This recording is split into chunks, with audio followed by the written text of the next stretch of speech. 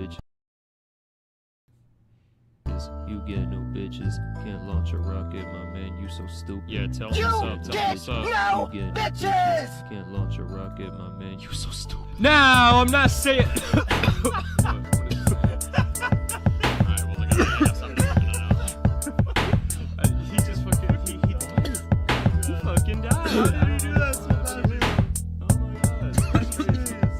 I actually am thinking off that. Let's make Oh, you do? Okay, we should listen to fucking that. That's incredible. Now, I'm not saying that you gotta be tight, you just gotta bring some energy when you on the mic. The kind of sudden shit that hits just like an audio spike, or like flirting with a girl who you know ain't your type. Consider this the first time I'm dropping real fire, this the pilot episode, think it's called Jebediah. Kerbal Space Program, got fans on Duma, I'd build something to tour there, but fuck it man, I'm too dumb. Stupid. And I'm denying any chances of me releasing any good music and becoming a nominee at the Grammys 2022 gramophone, absent from my home, please give me a chance, I'm on my fucking knees. Please hurt me when I go. I've been sampling the injury fellas a bit much, I know. If you know, you know. If you know, you know. If you know, you know. If you know, you know. You get no bitches. You get no bitches. Can't launch a rocket, my man, you so stupid. You get no damsels. You get no women. Can't launch a rocket, my man, you so foolish. You get no bitches. You get no bitches. Can't launch a rocket, my man, you so stupid. You get no damsels. You get no women. Can't launch a rocket, my man, you so foolish. Gotta tell my mama sorry for getting into this medium. It was really painful teaching her Spotify Premium. Versus getting weaker, track falls into tedium.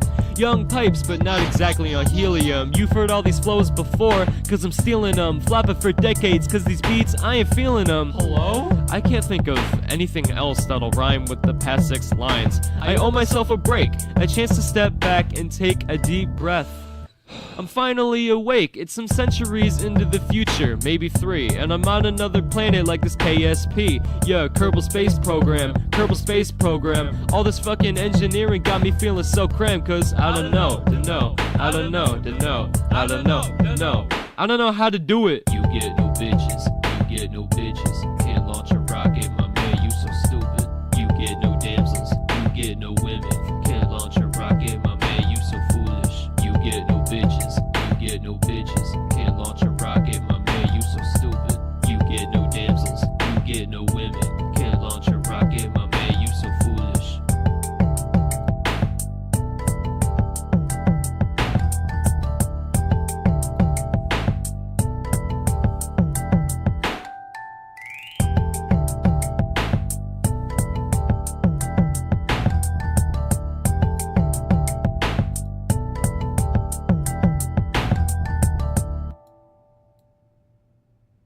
Kerbal Space Program.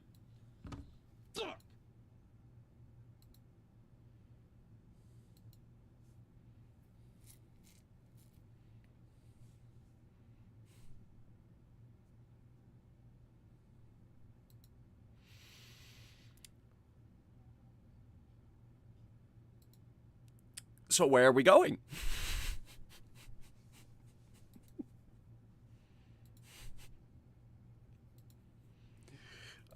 So we have a poll up right now on where to go. It's the first round because YouTube isn't gonna let me put in all of the planets.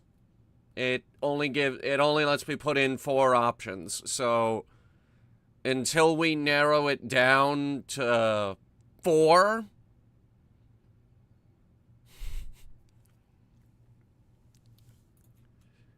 planet is almost unanimous, and that's good news because I did not want to go to Tylo. I also don't want to go to Lathe.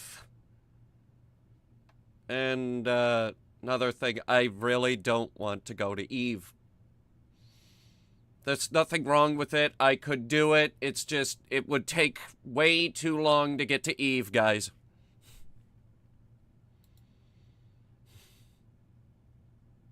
Let's try something smaller. Like,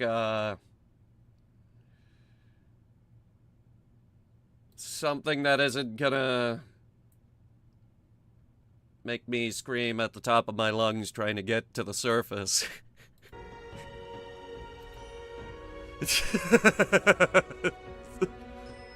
Friggin', alright, so, planet, then. Alright, so, now we're gonna go for, round 2. Let's see,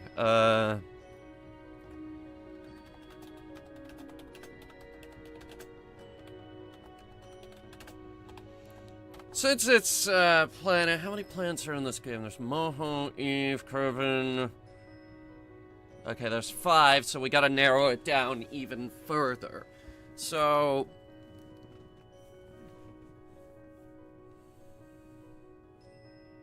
seriously?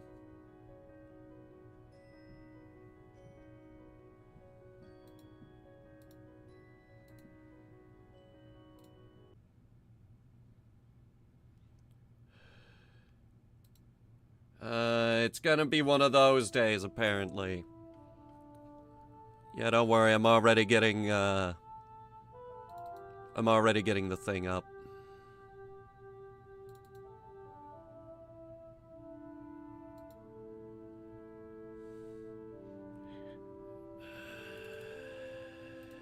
And the goddamn tracker broke. Did I tell you guys I'm looking into getting a new C drive so that this stops happening? Yeah, I'm looking into getting a new C drive so this stops happening. Because I'm officially over it. It's okay. We still have a few rounds of voting left to go. Okay, so we decided on a planet. So we're gonna divide these between inner planets and outer planets. The inner planets would be Moho, Eve, Kerbal, and Duna. Outer planets would be Drez, Jewel, and Elu.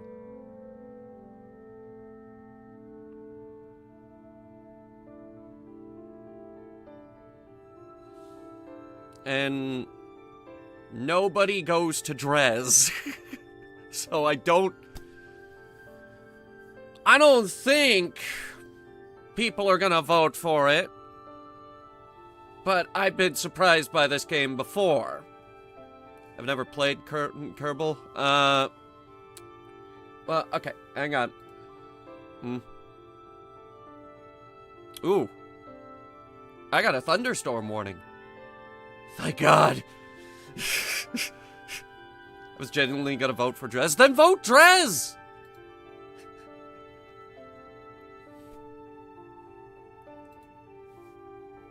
Nobody goes to Drez now. People are going to go for it. Guys, I will warn you. Drez is kind of boring. It's got one thing going for it. The canyon. Which, if you've watched Headhunter Gaming, we have gone into the canyon.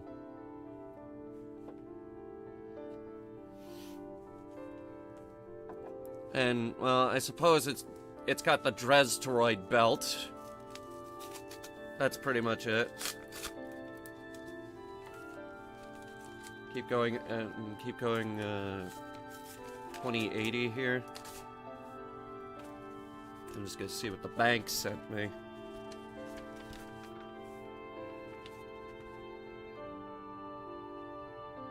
It's the refund. Okay.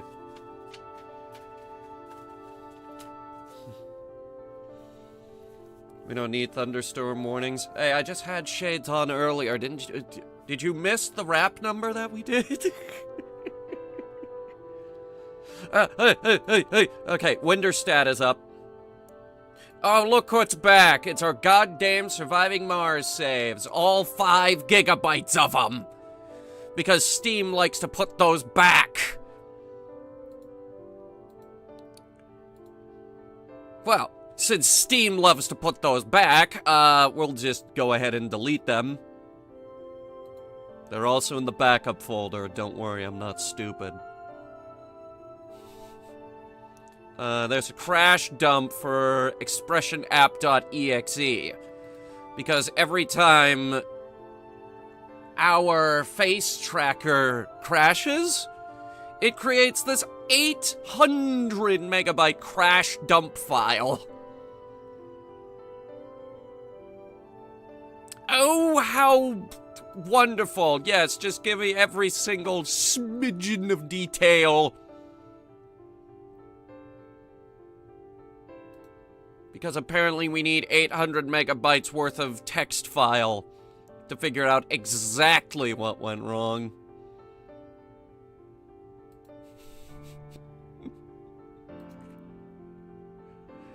What is wrong with you? What is wrong with you, VTube Studio?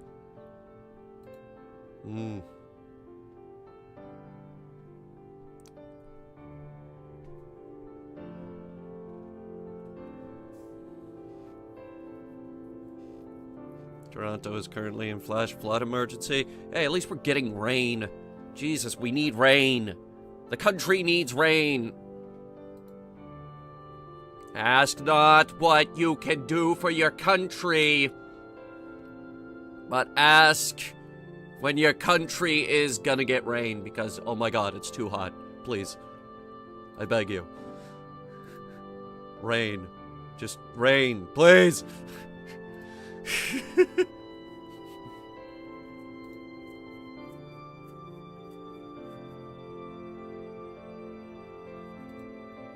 Okay, I think it's good to go.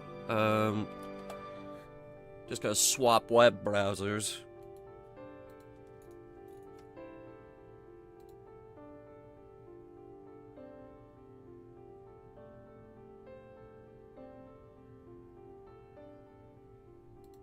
Le high performance web browser. Because Kerbal is a demanding game. And once we get into it, it's only gonna get worse.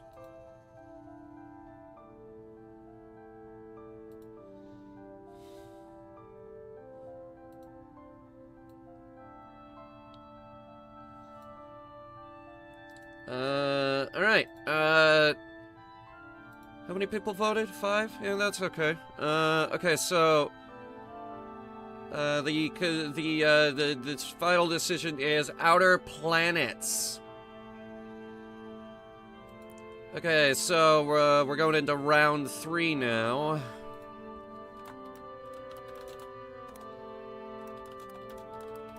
Where are we going? Clap, clap, clap. Dora the Explorer, which does not rhyme. What were they thinking? Okay, so Outer Planets, what was out there again? Well, we're gonna skip Jewel, because you can't land on Jewel. You can't land on that, guys.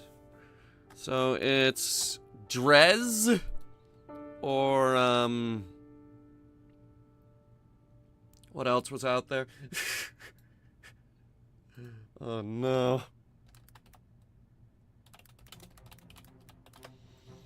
The Kerbaler system is... Wow, really? Only 2?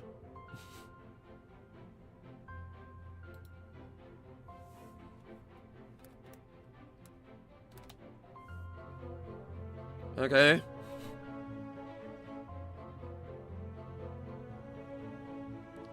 Alright, so, round 3. This should be the final round of voting, because there isn't a lot out there.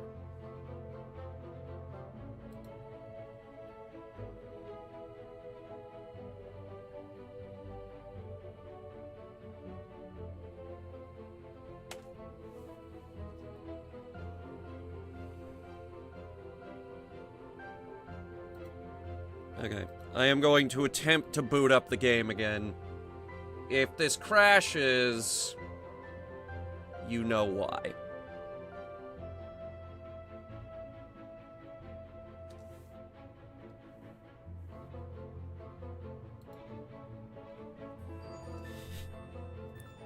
Everyone's voting Drez because I said nobody goes to Drez. It's true. Nobody goes to Drez. It is the least visited planet in the Kerbolar system. And so I'm surprised people are voting for it. Tell you the truth, I wanted to go to Duna. Yeah, Viper, I was hoping to go to Duna.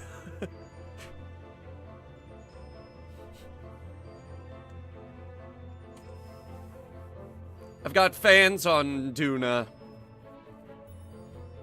Shouldn't give chat ideas. Well, really, my one hope was that you guys weren't gonna pick Eve. Because Eve would have taken 8 hours. Drez, that's... We can knock Drez out in an afternoon. Drez is no problem.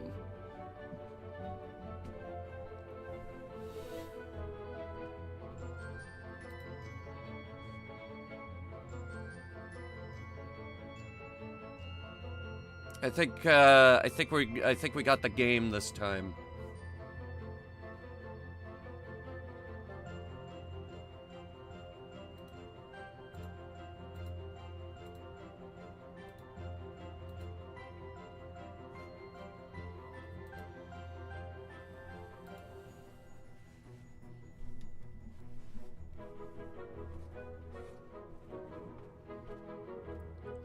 If we knew what you wanted, we probably would have voted it.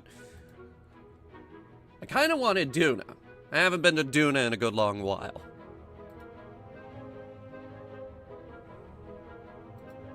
But Drez is fine. Elu also would have been fine. Anywhere would have been fine, just not Eve. Oh my god, Eve is a nightmare. I've done Eve twice, but it's a nightmare.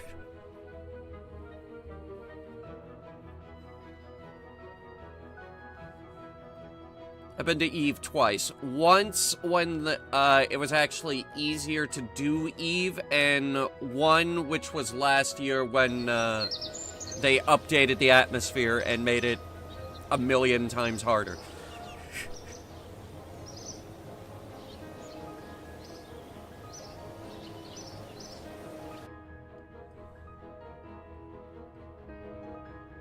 Let's see what we've got out there.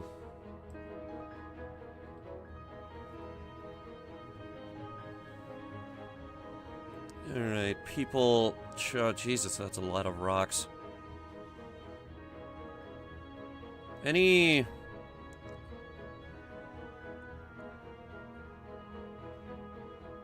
really big ones? No.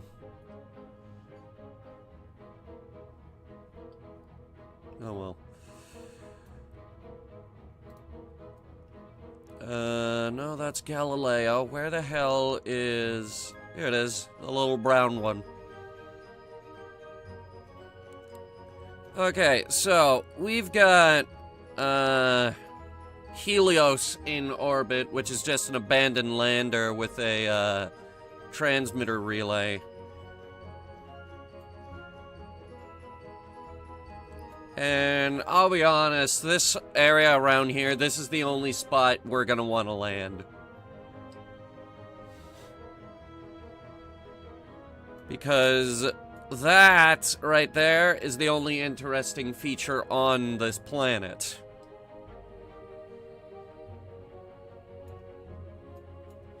More or less. I don't have the list of Easter eggs in front of me.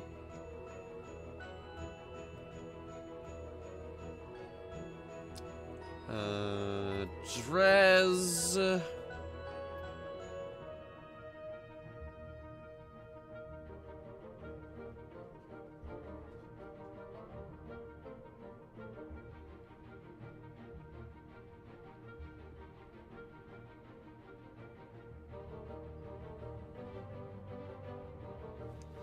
Alright, so here's some facts about Drez. Drez was the subject of a Kerbal meme referring to the status of Drez as an interesting place or a boring place. KSP YouTuber Felsmack created a YouTube video about how Drez is boring. Felsmack Fellsmack later made a video about how Drez is a hoax. This led to some forumers to start the Drez appreciation thread, which led to a flame war, which bled into unrelated forum posts. And now some people say Drez is not real.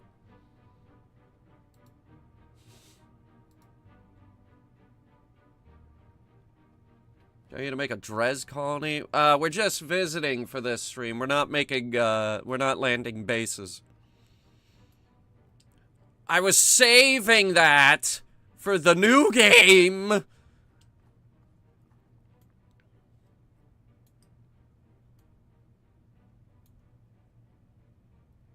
never happened. Alright, so, first things first. Planets are not real. We live inside a dome. Oh, for God's sake.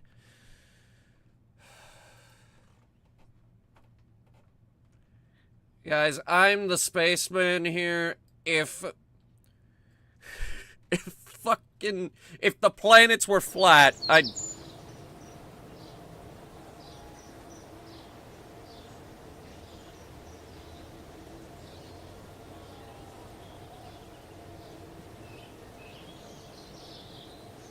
Okay, that doesn't mean they're flat.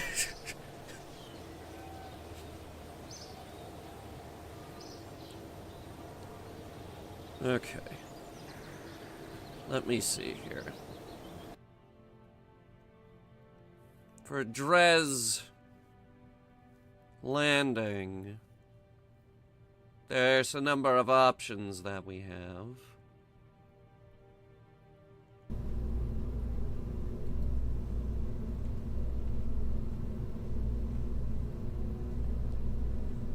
We live in a snow globe and God shakes us to give us rain and snow. Yes, and thunder is caused by the angels playing a game of bowling. It is also said that when angels cry, it rains. I use this as a reason to believe that angels completely suck at bowling.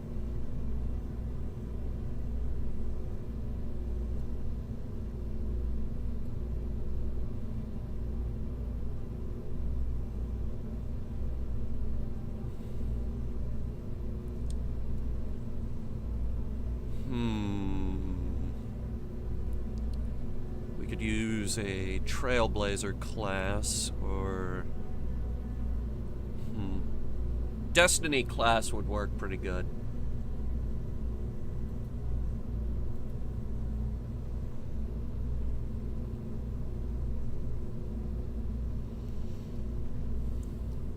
Rather simplistic lander. Nothing too tremendously complicated. Standard Deluxe 2 Smart.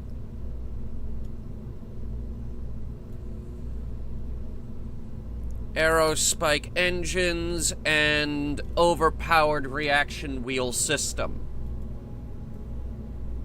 What would you do if you got the source code for KSP2? Nothing, because I'm not a programmer. I wouldn't know what to do with it. I wouldn't know the first thing. Oh my god. I wouldn't know the first thing and what to do with it. Like, what the heck am I supposed to do with this? Or this. Frickin' radiators. Don't need those. Oh.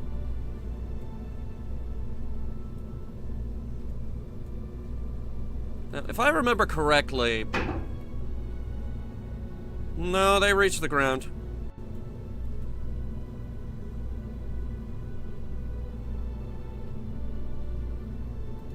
Let me see if we could just get a little more distance out of that. That's actually perfect. Okay.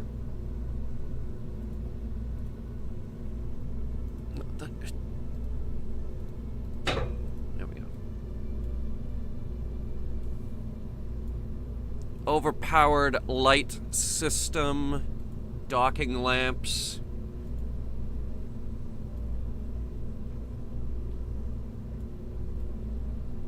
And and a pair of radioisotope thermoelectric generators, standard science kit, which includes but is not limited to things we probably don't need, such as the weather analyzer. Probably don't need that on Dres, but it's coming anyway.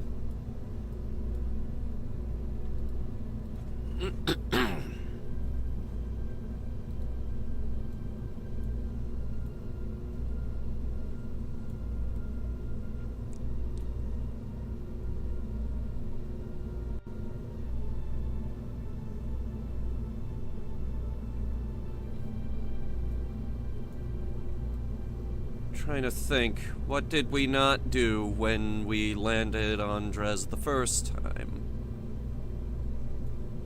I don't think we had the surface scanning module.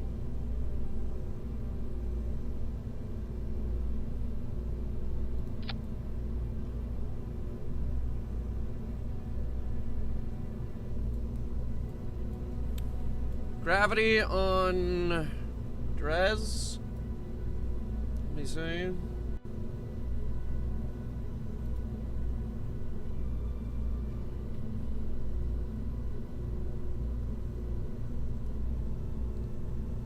.13 meters per second, or about 0.1 Gs.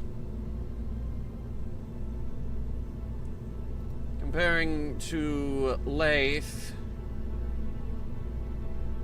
which is about 0.8 Gs. I forget where it cuts us off and we can't move the arm anymore.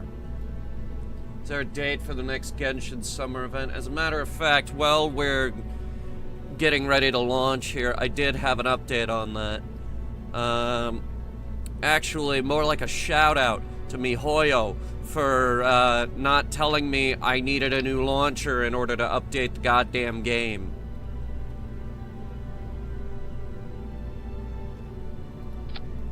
So yeah, thanks, really appreciated that.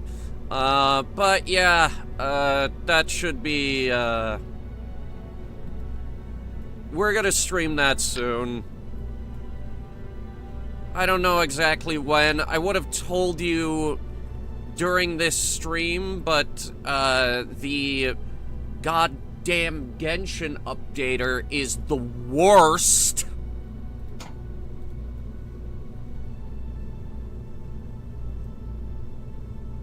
I've started doing this because I'm tired of the lander smashing into the ground. Actually, now that I'm looking at it,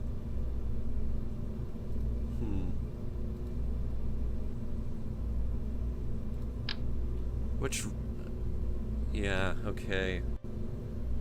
Is it? Go back. Better tires.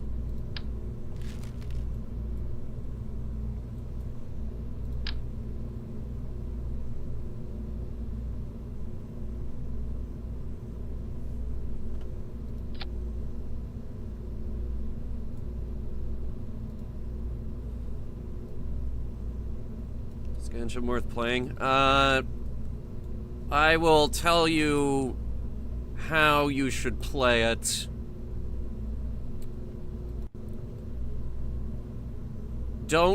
First of all, don't try to min-max, and you will have a lot more fun. Also, don't take the gacha too seriously.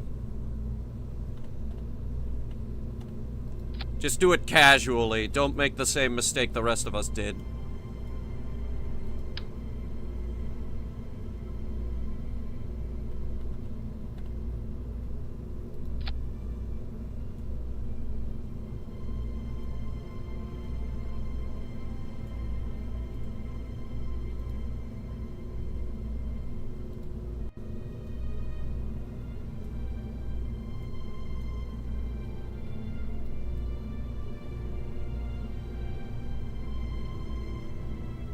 Everything will not explode.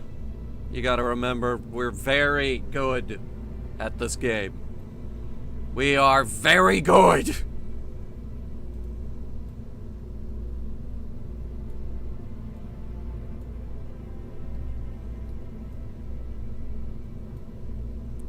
Alright, now, who's going?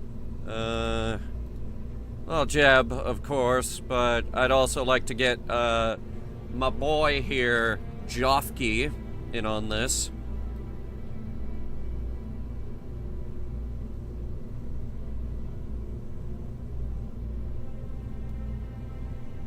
And how about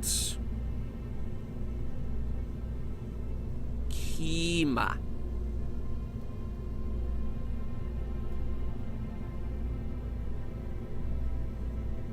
We'll go with these three.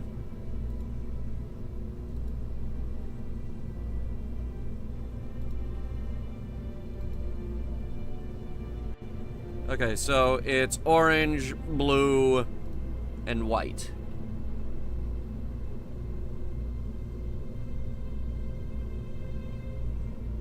You play as Klee? Not all the time anymore, actually.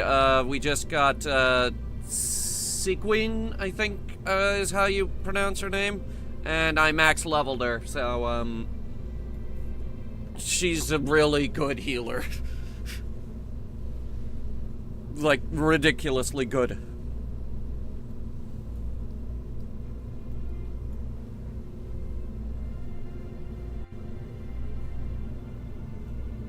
Better than Barbara? Well, Sigwin, I think is her name? Damn it, what's her name? The short one, they just added her. Wanderer's no good, stop maining Wanderer. Or Traveler. Oh, no, I know. Wanderer is good, Traveler's bad.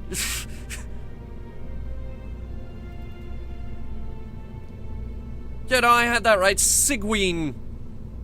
The new tiny healer girl. She blows bubbles, which also stun enemies while at the same time healing everybody in the party. So, yes. The only thing she doesn't have is Barbara's, free, full health revive that you get every 15 minutes. That's it. That's the only downside.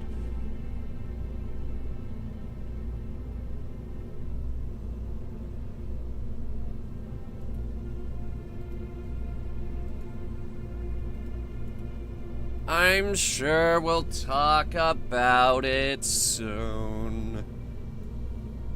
Just as soon as I figure out when we're doing the summer event, because the Genshin updater is the worst.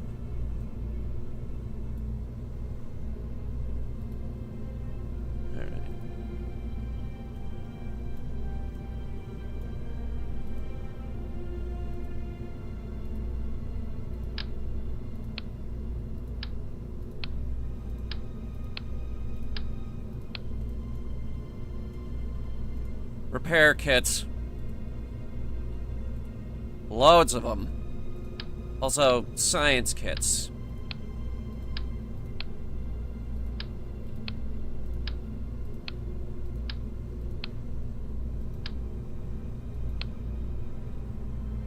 And some extra fuel cylinders.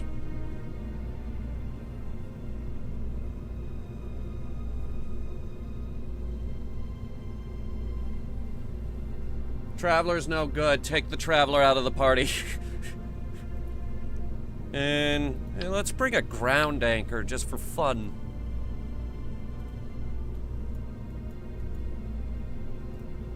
God, we need more cargo space. Ugh! I can never bring all the fun things that I want to bring.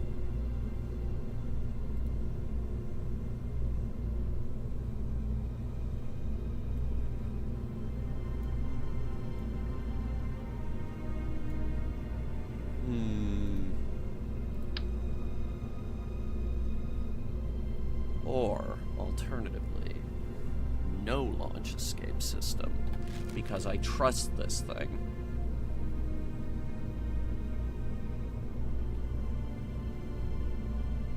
I know this rocket, I know it well.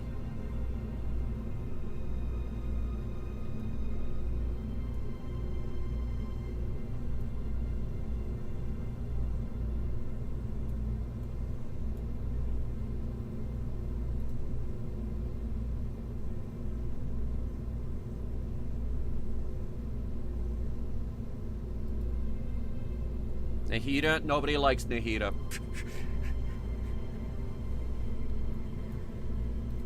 Okay, let me see here. Just doing some final checks. So there's nothing else we need to bring, like the atmospheric fluid spectro-varlometer, which isn't gonna work because there's no atmosphere.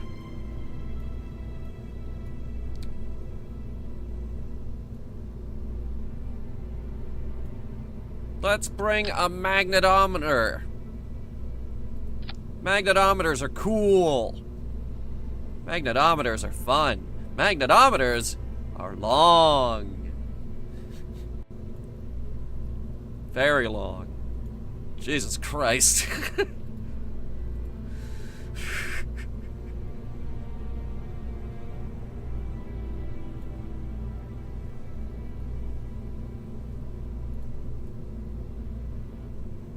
Actually, it probably shouldn't go there, because that's the antenna.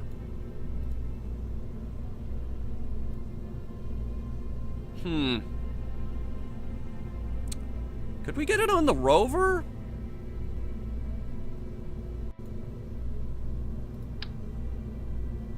It's a little big.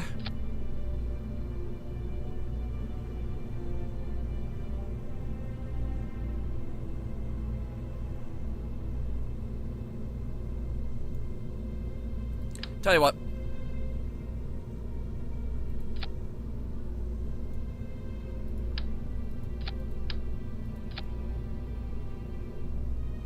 That should do it.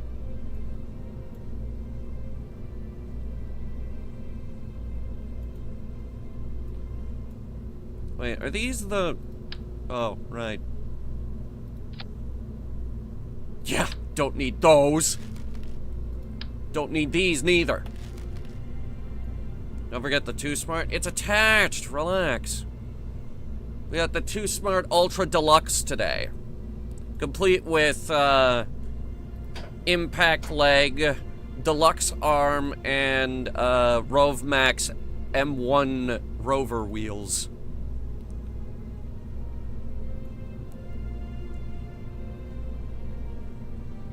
And the standard boost system. Trunk space. Room for 2, and standard scientific instrument package. And the world's brightest spotlights for headlights. People complain about LED headlights on the highway. We don't gotta complain about that. We're the only ones on the moon. Is it sad that I still remember that commercial? No, because this rover is amazing. It's still good. It's simplistic. It doesn't weigh a lot. It's idiot-proof enough that you can still slap it to the side of a rocket.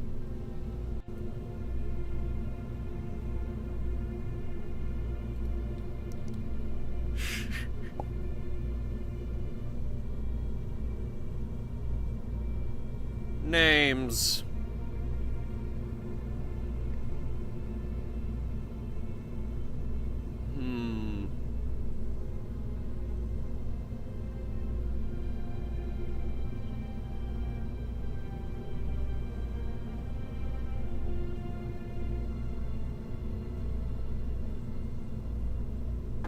You know what they say about making things idiot-proof? Hey!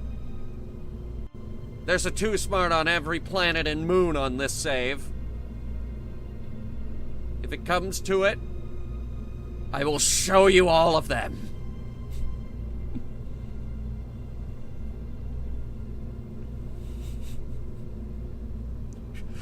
You say that, but, there's a Too Smart everywhere. Is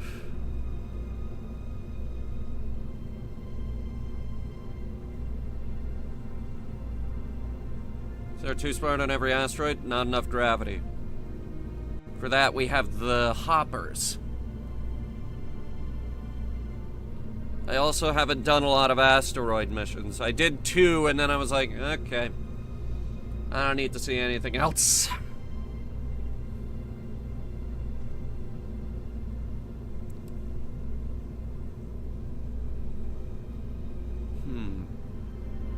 Hopper.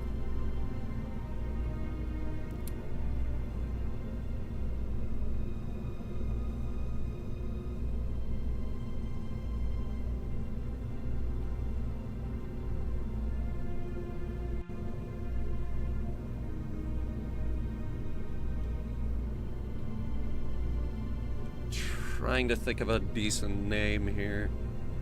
The NASA astronauts, they always come up with fun little names.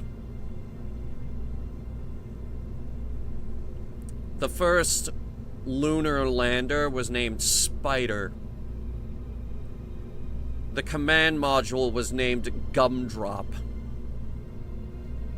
When they shipped it over to the Cape, it was covered in blue plastic. That's kind of what it looked like, so they called it Gumdrop.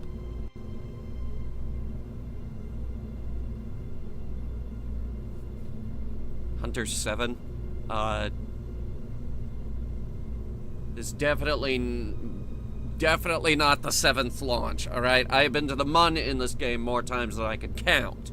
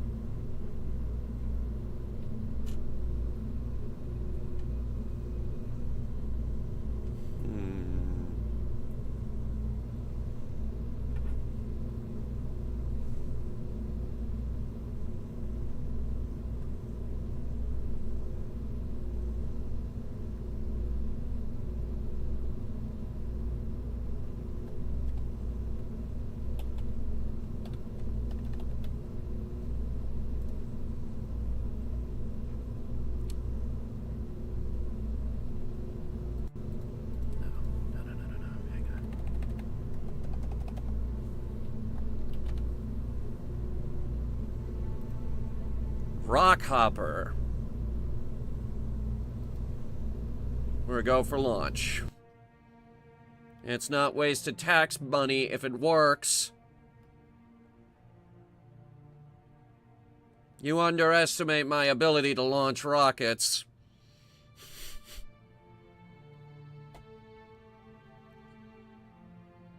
Paradox, you name something the SS America in this game and people are gonna look at you and be like, what? What's America? There is no America.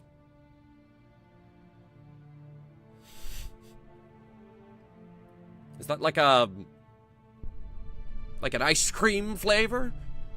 And they'll probably ask you that. They'll be like, is that like an ice cream? Okay, our target. There's a new one up here. Centaur.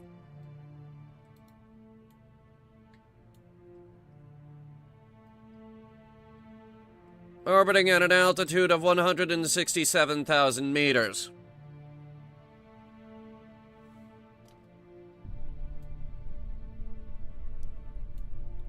Oh, there is a Kerbal version of Trump. His name is Crump. Crump Kerman.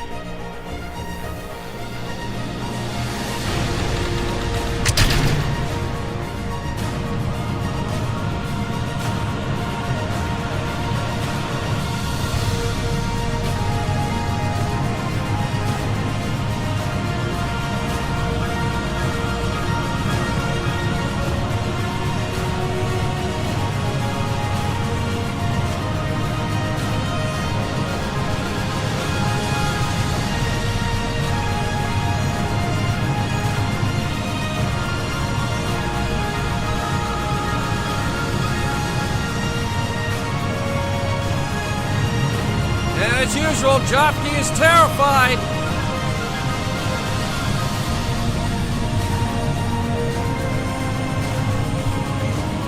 And she's not looking too good either.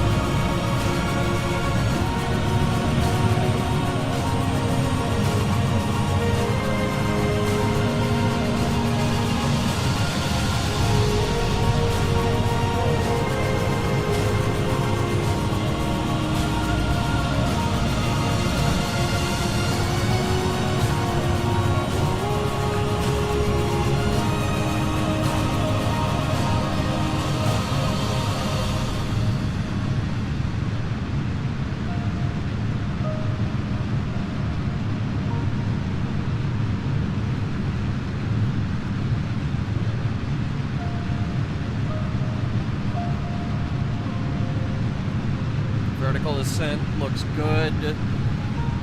And yeah, that's Marcus Warner again, making some of the best music on the goddamn planet. Altitude is 14,000 and climbing. Radar non-operational. Can't measure the altitude anymore. Speed 600 meters per second and climbing angle looks good.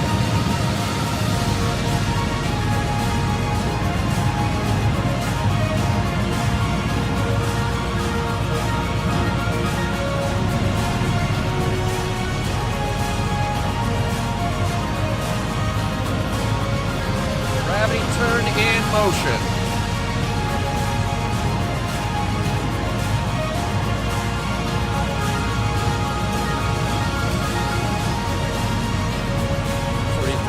'31, 107, 95, 83, 59. Shut down.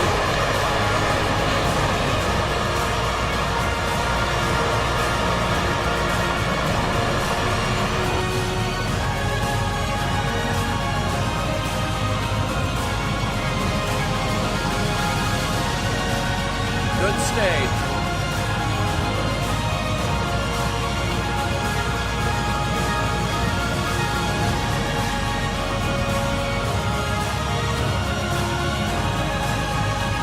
Coasting to the edge of the atmosphere now. Throttling down now. Letting her coast out of the atmosphere. Descent profile looks good.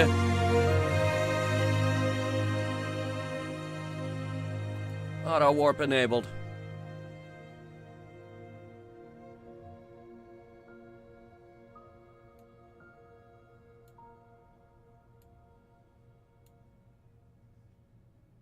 $28.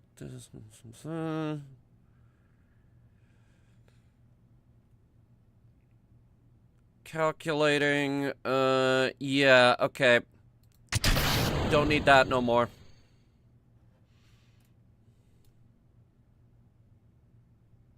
I'm giving it RCS control. It's just gonna make this whole process go a little faster.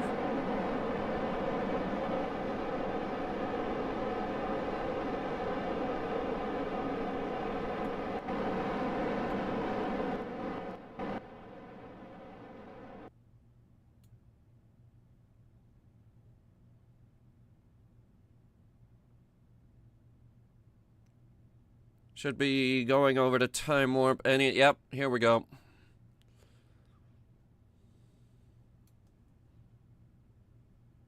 Singing right now? No.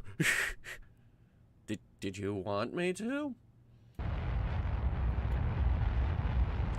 Just make sure we're not taking fuel out of that tank.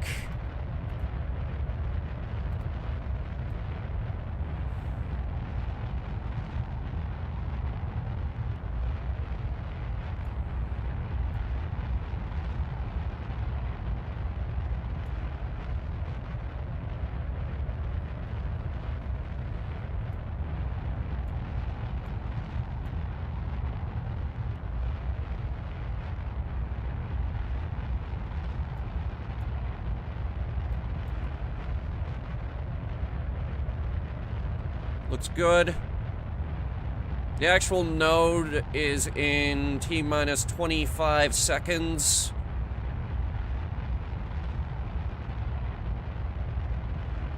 Started burning before apogee.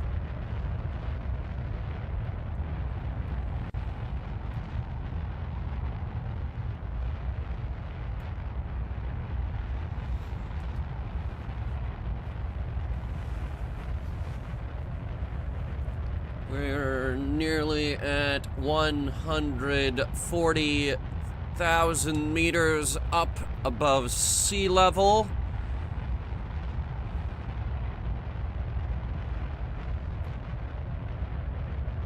We've got 1,000 meters per second left to burn. Fuel in the tank is 1,800's worth, so math is good.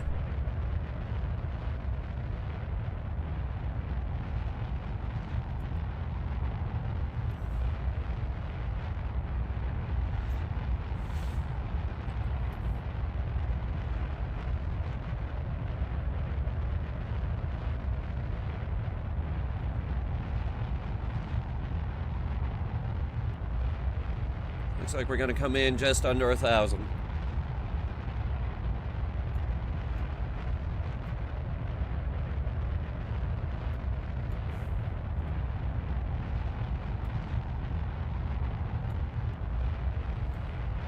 Coming around the horizon now.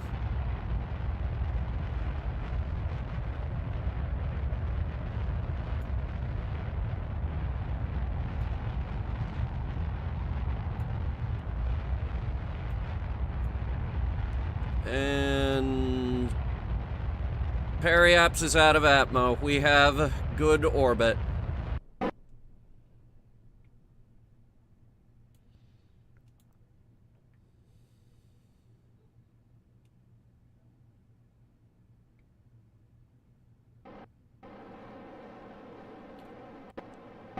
Fine tuning.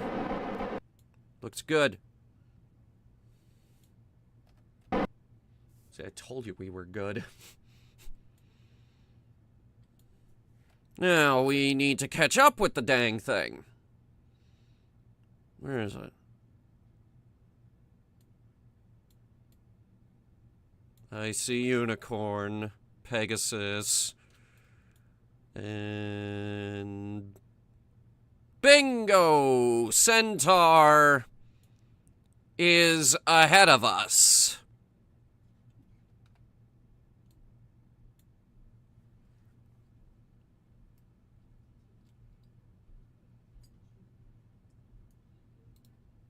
All right, now let me get my rendezvous planner out.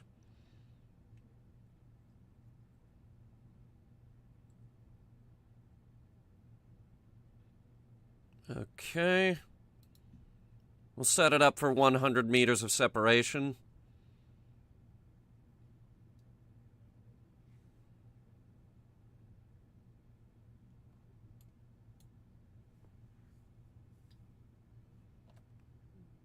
Turn the music back on.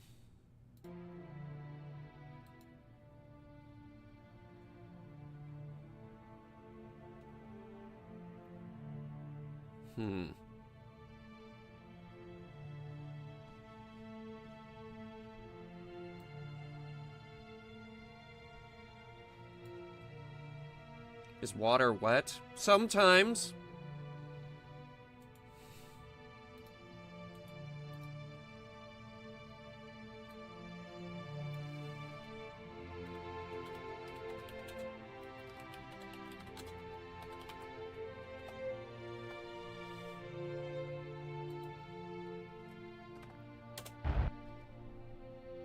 This thing just kind of needs to do its thing, so, I'm just taking care of some other business that just popped up. Collab stuff, actually.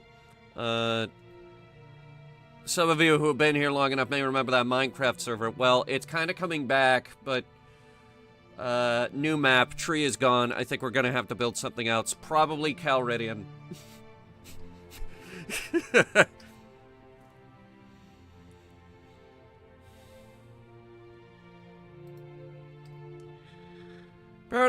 Yes, obviously the chicken came before the egg.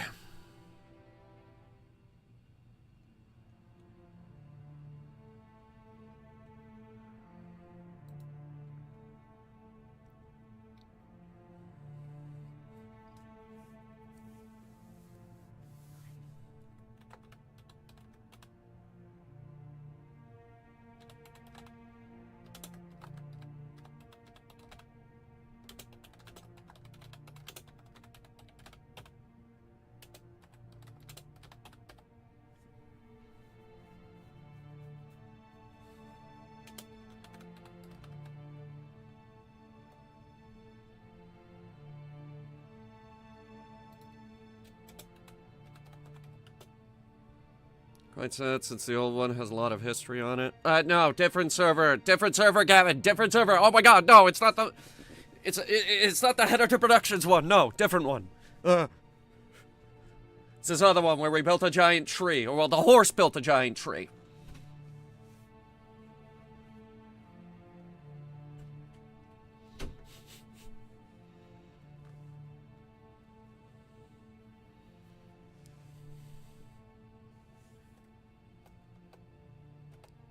Okay, so that's Wednesdays and Thursdays.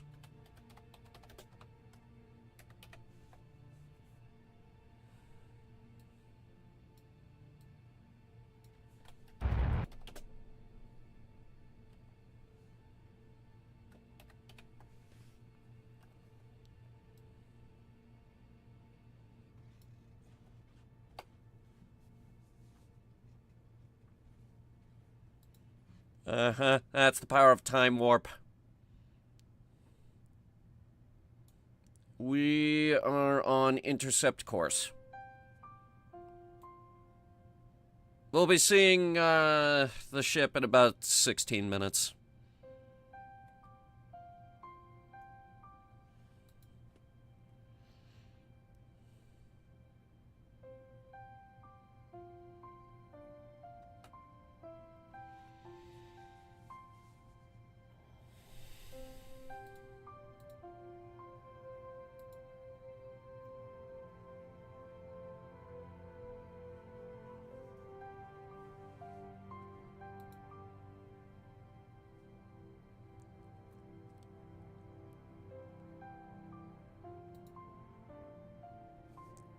Okay.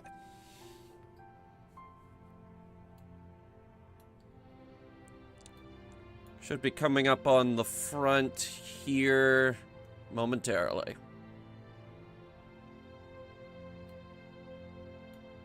Okay, it didn't come up on the front, but I know it's there, and I know that it's there because the frame rate just tanked dramatically. So where is it?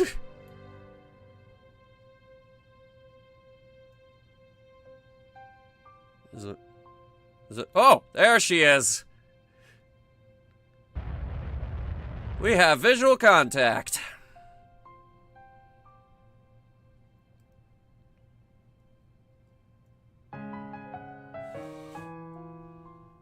Thank you for subscribing. Hope you enjoy your time here. And don't forget to check out Hunter Reviews Fallout because, they finally dropped the copyright claims. Hooray! We can make money off of your ad viewership now. Thanks for screwing us over, Amazon. I hate you.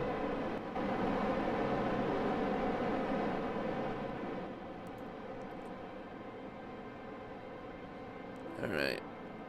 Let me see if I could get a semi-close-up view of this thing. There she is. This is Centaur. Third ship of the Pegasus line. Pegasus being a class of exploration cruiser that we've been using. They're all named after mythical horses.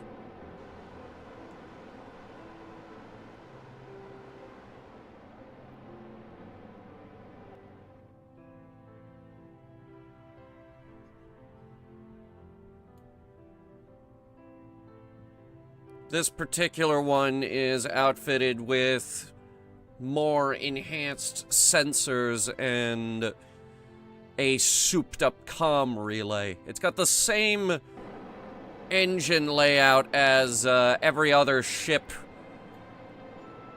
in its class, which is an extraordinarily powerful ion engine.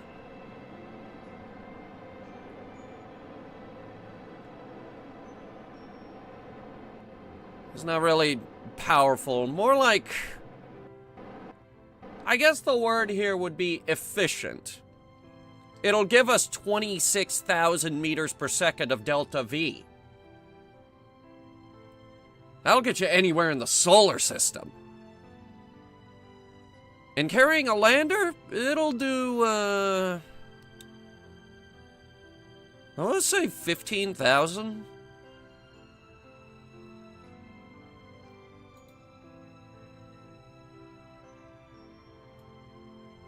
Which will still get you anywhere. Plus, you know, once you drop your lander, it'll absolutely get you home because it's not hauling around a lander.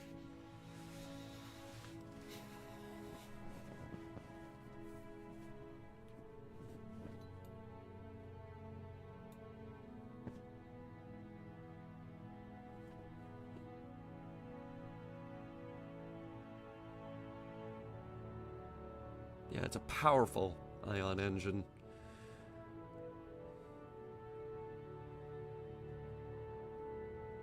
And the ship would have a larger cockpit, more of a bridge, and station parts for the passenger compartment.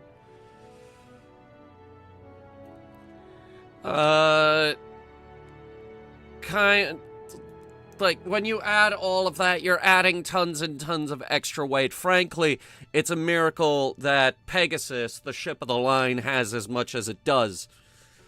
They all have the lab module there in the middle, and the passenger module, and the command bridge.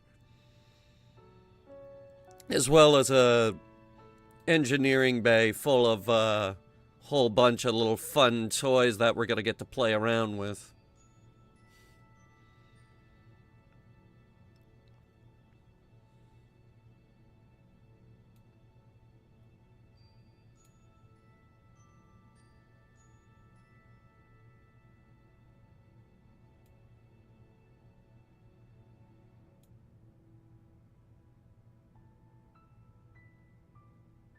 Burning in 10 seconds. It'll kill our approach so that we don't slam into it.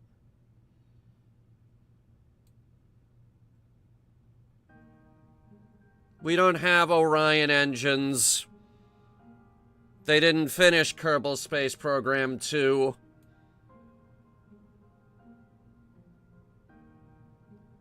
Which would have given us the Pegasus 2 class.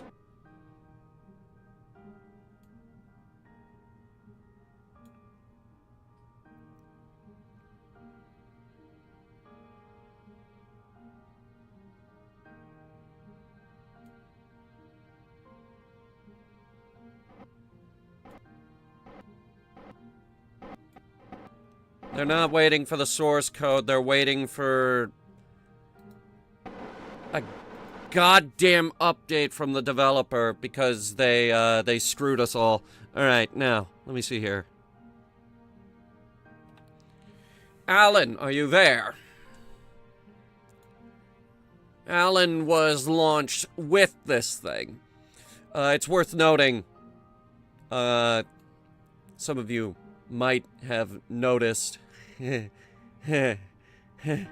no docking ports connecting these modules.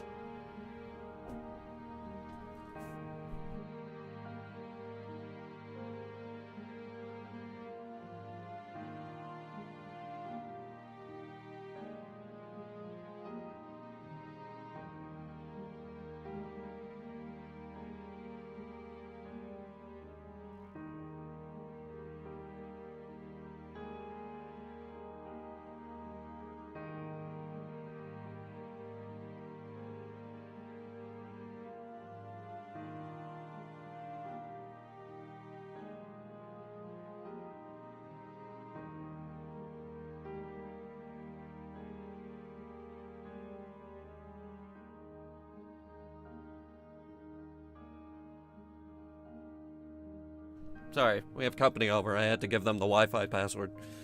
Anyway, Alan! Alan! I need you. Listen carefully, this is important. Target their docking port and then spin her around.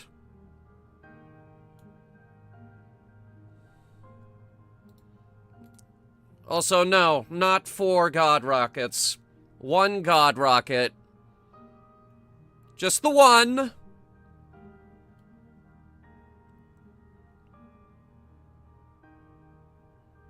One was enough. Abandon Alan? No, he's driving. Alan is driving. Those are powerful. The God rocket is ridiculously powerful, yes.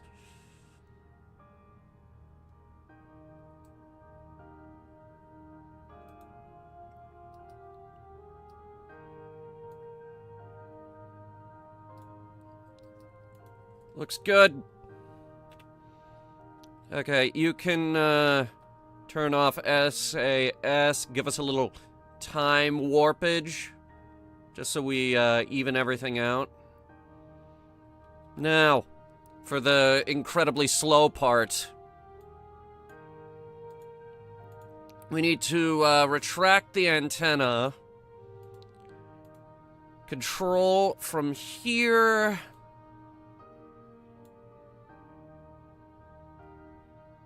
Target the forward docking hatch.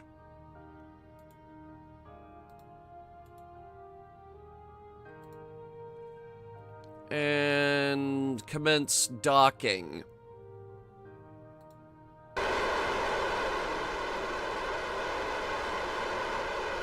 Is your answer to the Sea Dragon? No, God Rocket is bigger than the Sea Dragon.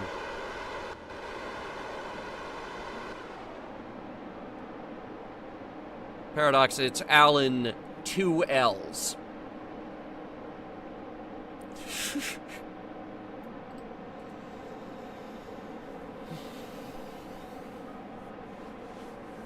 Beautiful.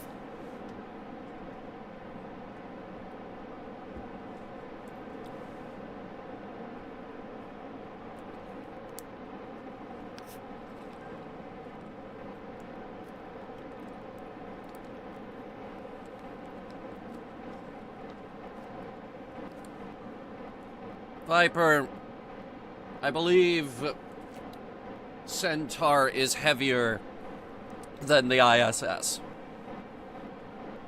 Let me see. We will make a comparison.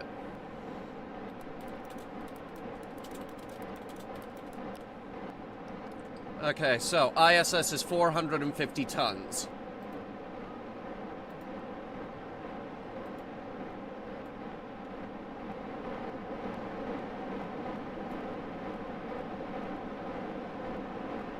And I just realized that, hang on. If we dock this, it's gonna offset the thing. Okay, let's see here. Vessel info. This thing weighs less, actually. 149 tons. Huh.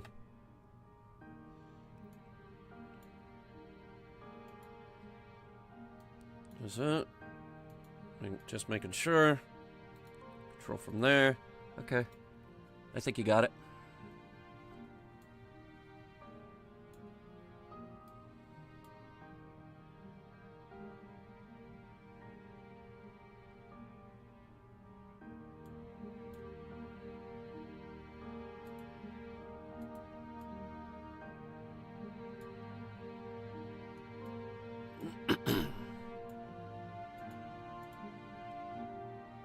Alright, so, we brought, extra set of parachutes. Those will go straight down to cargo. And then we're gonna have the engineers get to work. Oh, and, force roll to 0 degrees.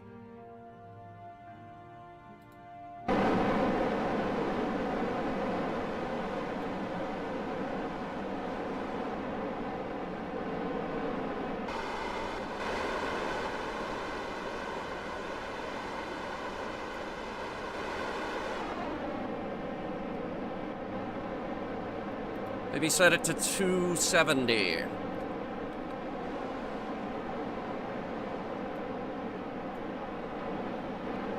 And turn some lights on over here. Jeez, guys. They have their lights on.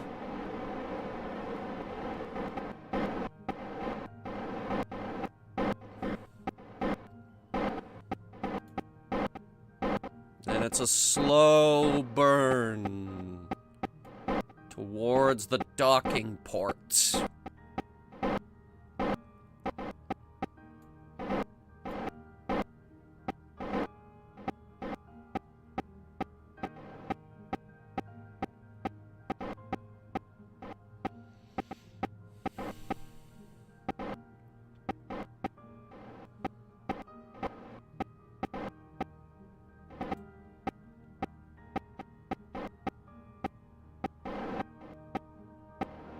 You make the Calridian. Yes, but it probably won't fly very good.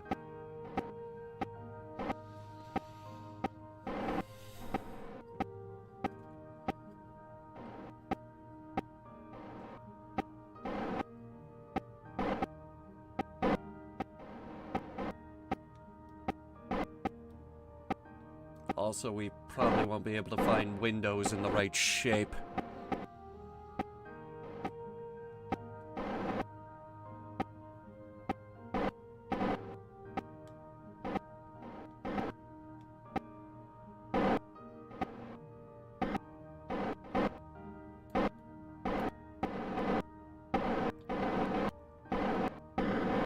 Looking good.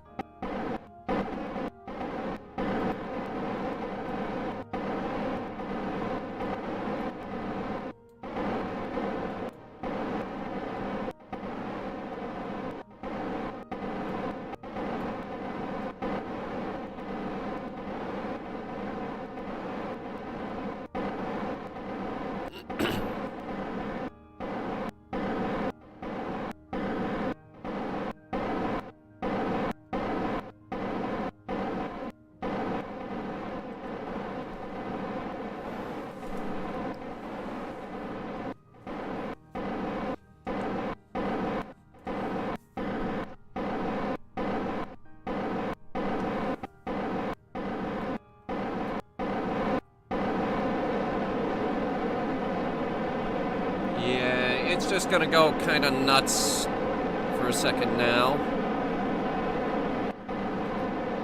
Really should have turned these off earlier.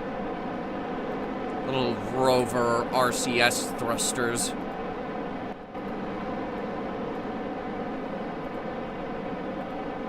They have a lot of uses on the ground, but while we're up here, not so much. They kind of throw us off.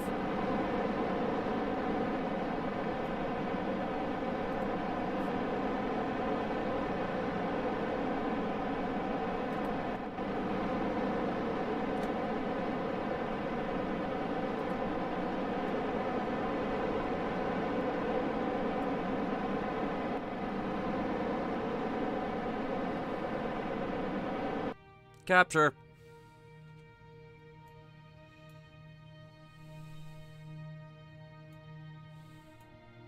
Okay, can we either, here. Jofke. You're up. We brought struts. Lots of them.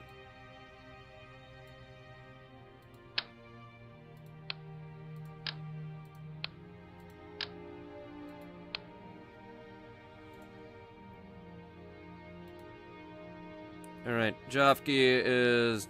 You got a jetpack, right? Yes. Okay. Just making sure. Jofke, out on EVA.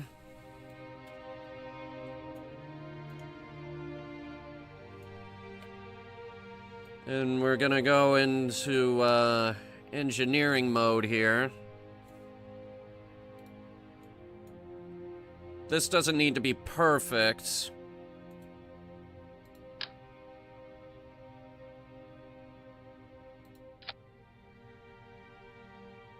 We just need struts to attach the lander to there. This is going to prevent a lot of wobbling.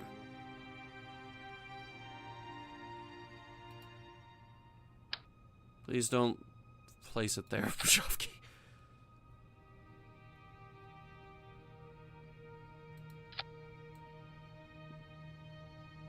We used to attach them up here at the little circle.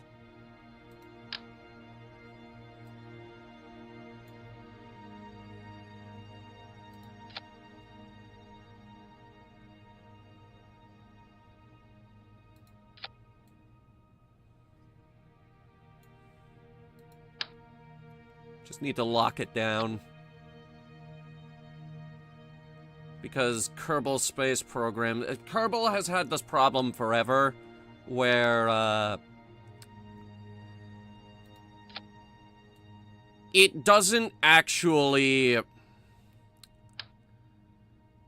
lock them in place. The only thing that's actually kind of holding them together is magnets. If we turn the engine on now, it would start wobbling like crazy. But with the introduction of the engineering update, it changed everything. Because now we just put struts on. Alright, Jofke, you did good. As always.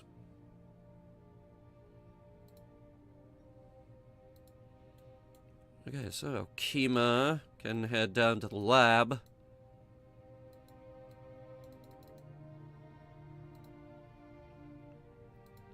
Jeb.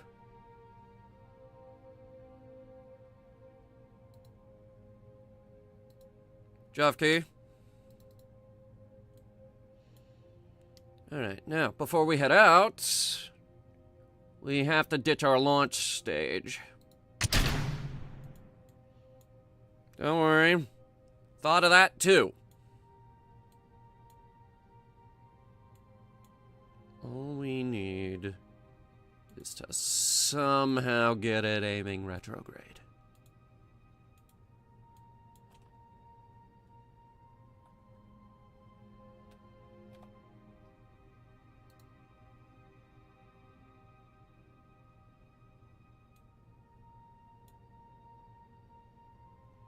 It should have reaction wheels up here. Yes, it does. It'll turn, but really slowly. And that'll also reveal the, what is that, the Poodle engine? That's the backup engine, the Ascent engine for the lander.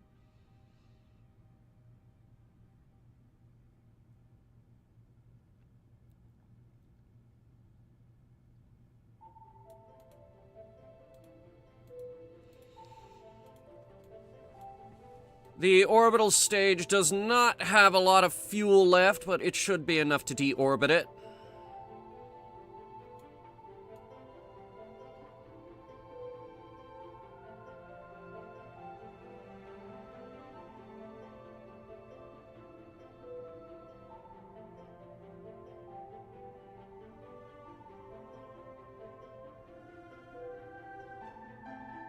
Very carefully.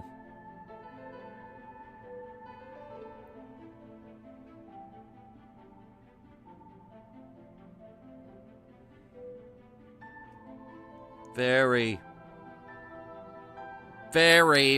carefully. I shouldn't even be doing this.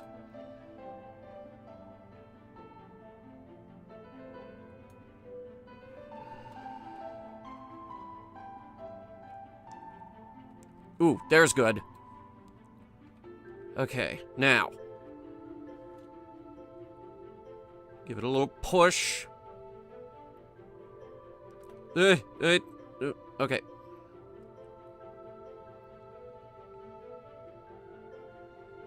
It'll do its thing.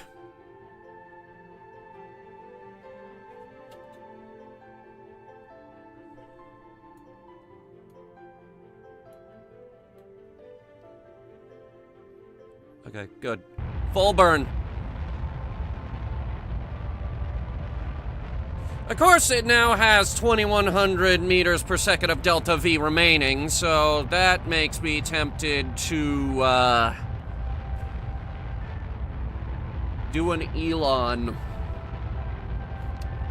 Stand by.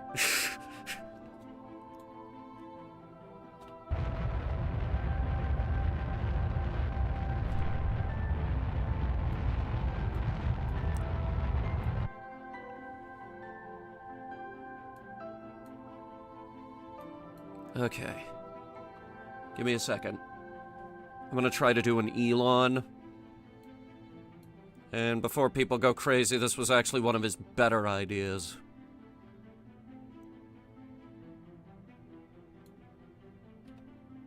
I'm gonna see if we can land it. If we can't, fine. If we can, yay, hurrah.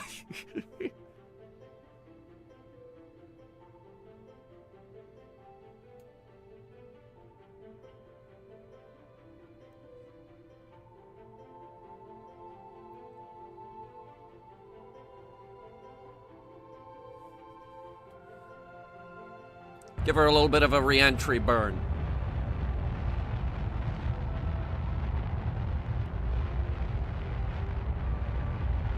That's the goddamn space center down there. If we can land at that.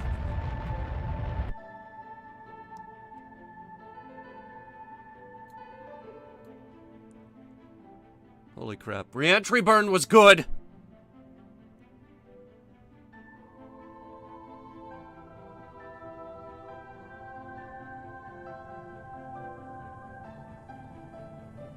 Looks like we're gonna overshoot the space center.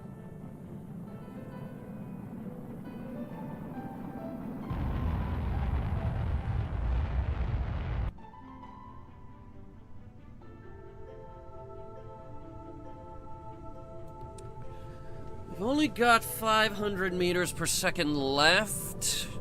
This might not be possible.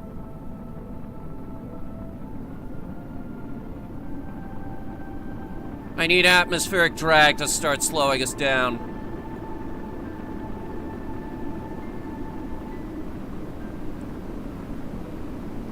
There it goes, there it goes. Okay.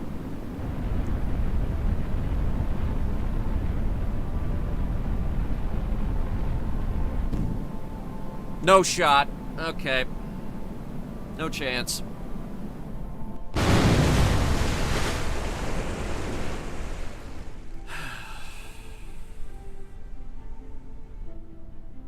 Yep.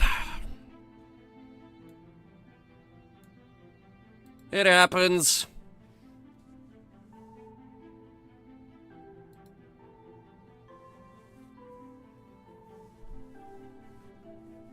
I've gotten bits and pieces to survive before.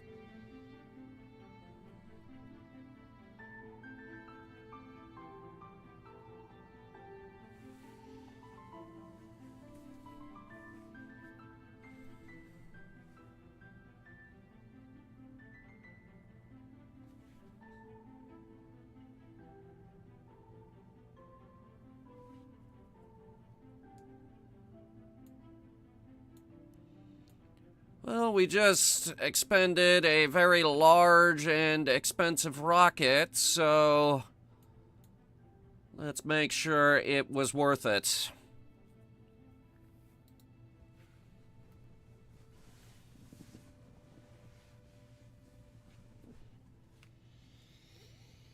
What happened? We tried to, oh, big stretch, sorry. We tried to get the, orbital booster to land without exploding, and, it ran out of fuel and slammed into the ocean at about, I think it was 300 meters per second.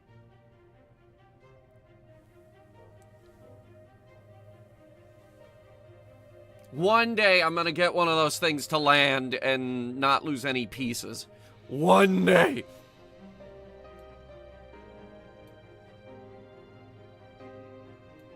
One day, it's gonna pull a Falcon 9.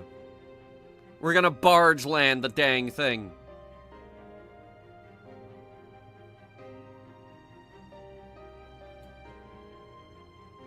But the rocket is here.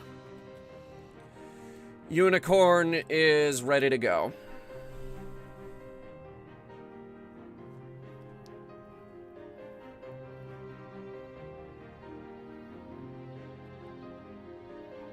No, wait, no. The other one. What are we flying today?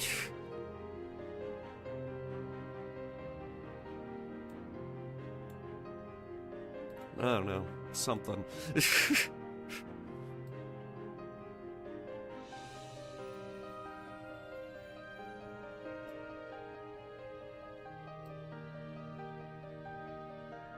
No, I meant what ship are we flying?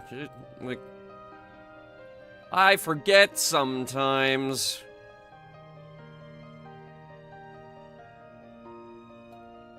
You gotta realize that I'm planning on building 8 of these things. All named after mythical horses.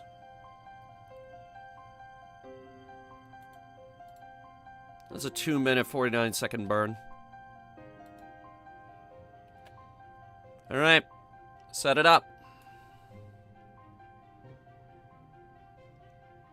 These engines are brand new, haven't even been fired yet.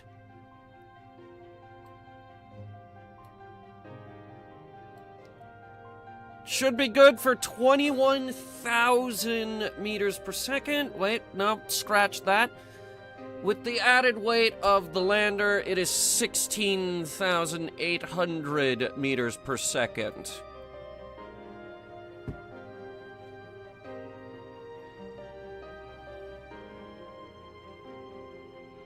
Or 23 years.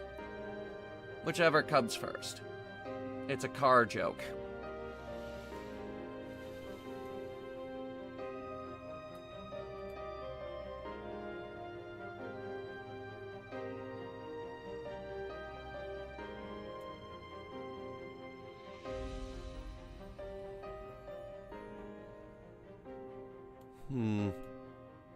Getting a tiny bit of wobble.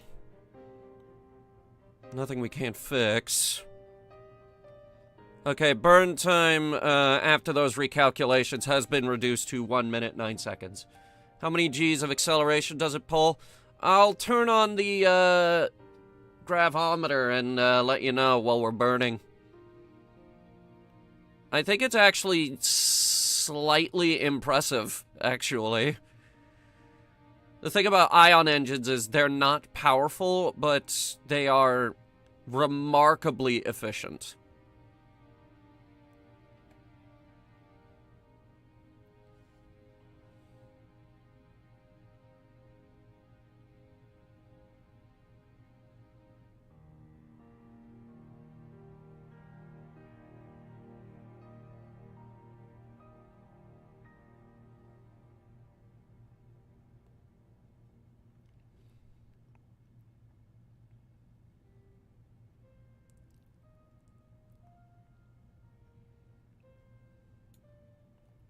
They just suck up a lot of power.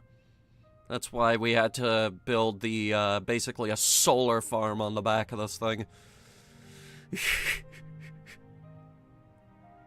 That's why it looks like that.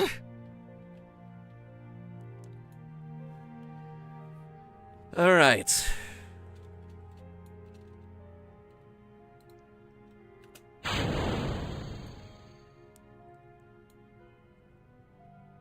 It's live. Only someone made a mod that gives us the Epstein drives. Well, I mean, NASA did just invent the new ion engine. There's a new one. Give me a second and I'll, tell you all about it.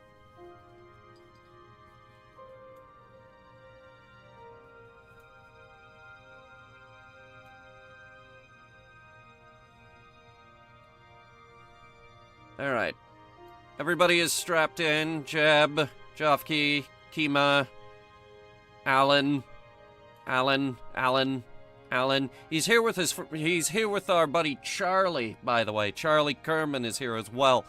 This is a 5-man crew today. And we can burn now, actually. And now. I'm gonna crank it all the way up and really see what it can do.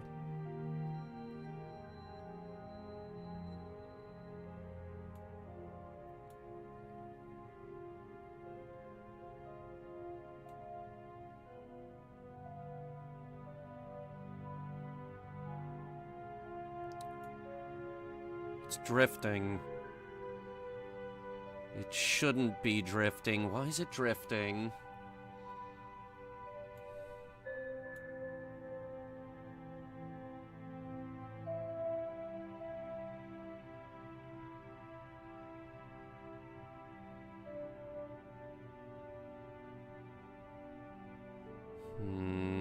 It's within acceptable parameters. Anyway, about that ion engine.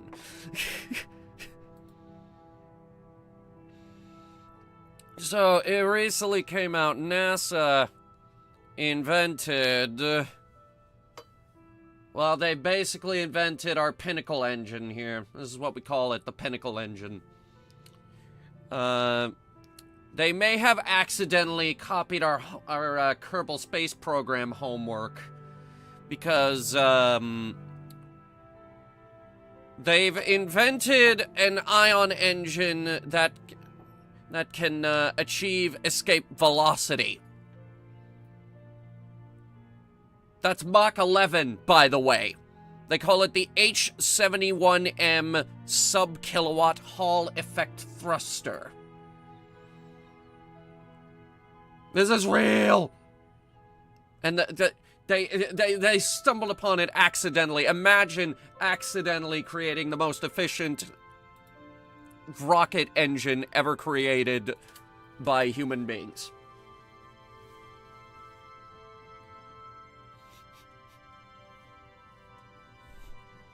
It's not even in testing yet, but the theoretical science looks promising.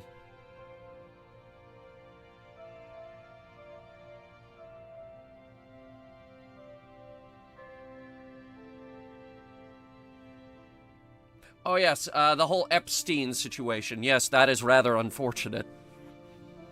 Very unfortunate that Epstein did all that stuff, and then The Expanse was like, oh hey, by the way, Epstein Drive.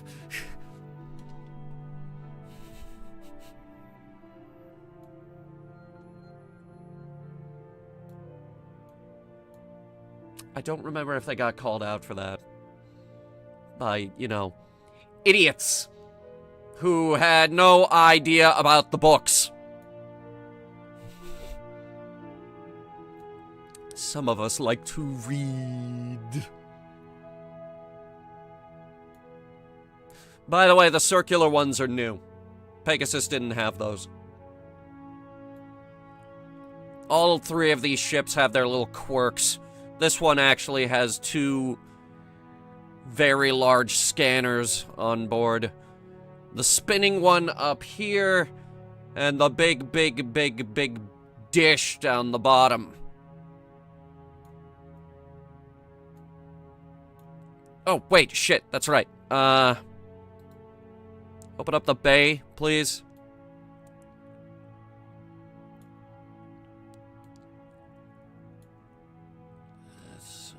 Shit, it's on this side. 1.2 Gs.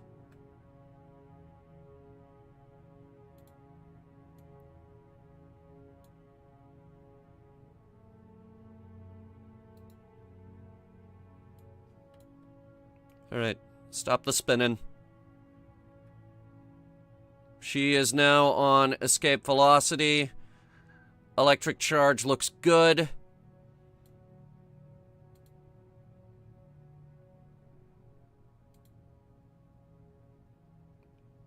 Yeah, see, now it says 0 Gs. Well, Viper, we cheated a little bit for the sake of video production. These produce 100 times the normal amount of thrust. The trade-off is they also consume 100 times the fuel. Now, I could sit here for 5 hours and burn the engine Maybe watch a YouTube video on my other monitor while I'm doing that.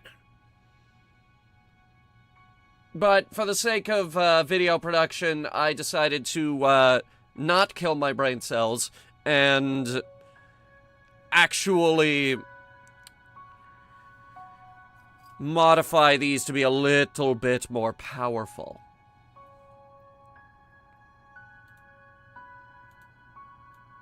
The math still checks out the same.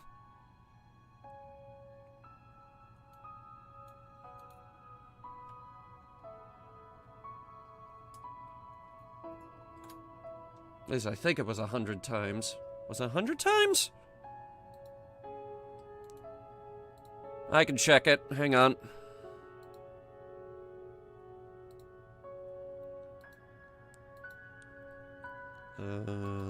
Game files.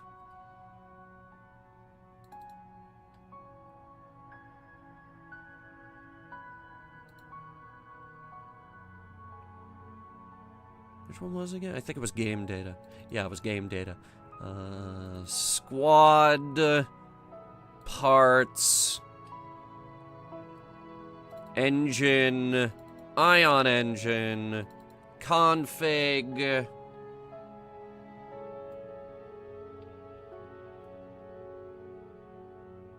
no, the primary problem that they were trying to solve with that ion engine was it can't achieve escape velocity. So they wanted an ion engine that could, do that. And, they accidentally stumbled upon it.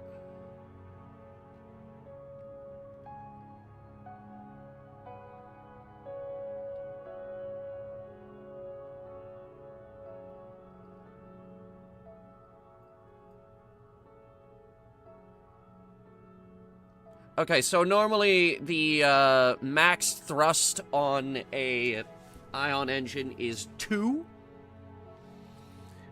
We bumped that up to 200.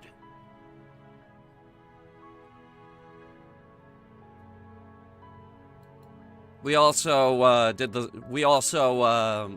took the fuel consumption and bumped it up 100 times.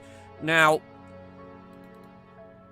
for comparison, the mainsail engine will produce significantly more. 1500 thrust.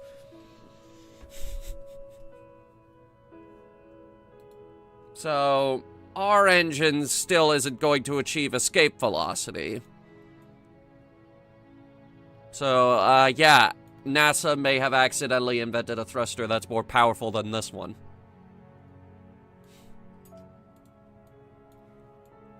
There's the mud.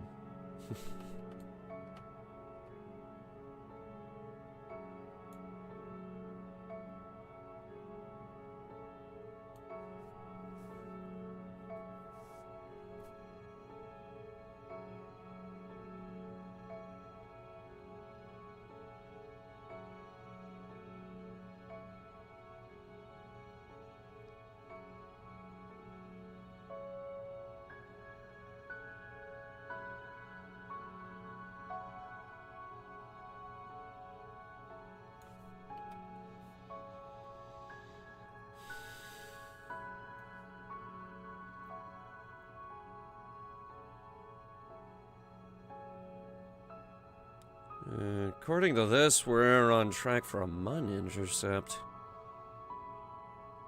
We should be on escape velocity, though.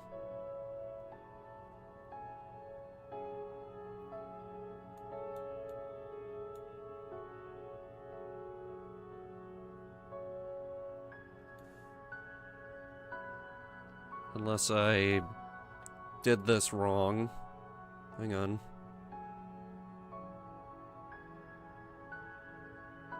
I don't think I did. No, I didn't. It was just being kind of screwy. It doesn't know what it's doing. Okay.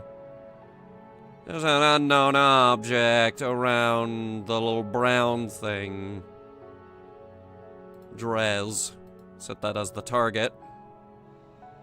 Now, the problem is we are ahead of it. So, let me get out my maneuver planner here.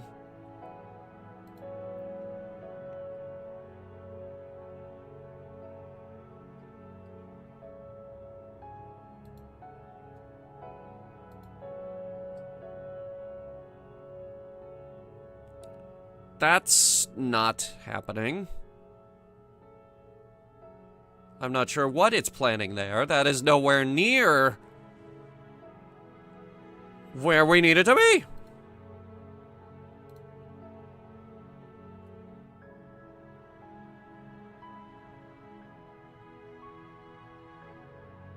Here we go. Home and transfer. At optimum time. Create node. 320 days.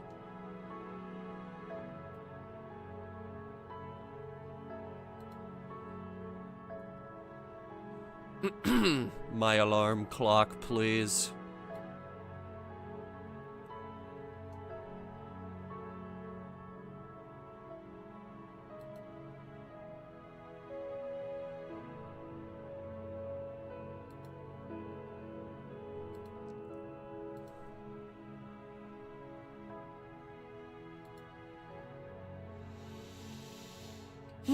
No, we're not gonna investigate the unknown object. It's probably just a rock or something.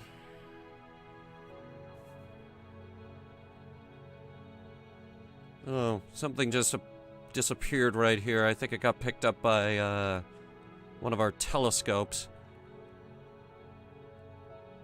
Even though I don't think our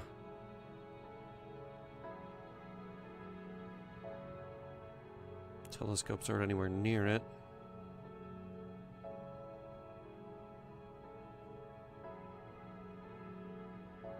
I was about to say, where is Telescopicus Metallicus? It's all the way over there.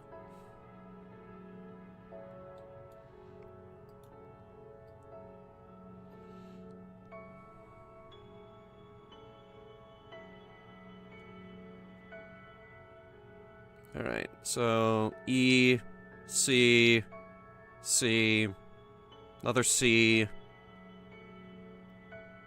Boring, what else you got? Yet another C.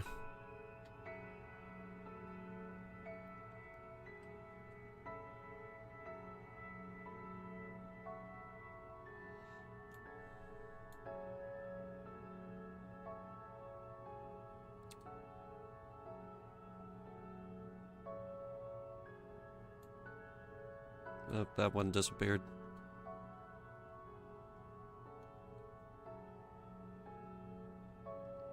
You know, ideally, if we're going to Drez, I would have liked to have a infrared telescope on board.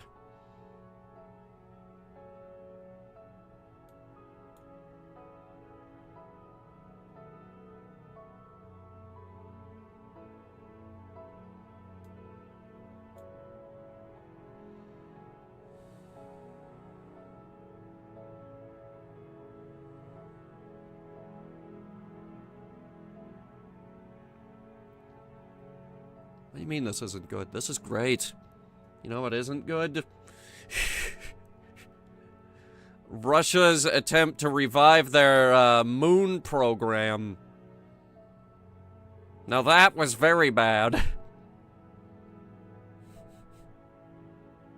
Embarrassing, honestly.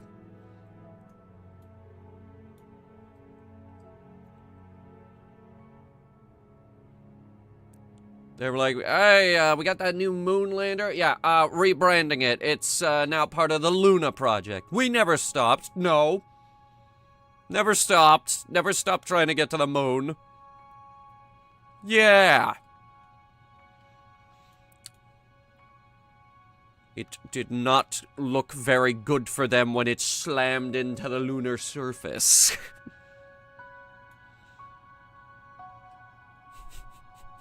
You failed again, Roscosmos!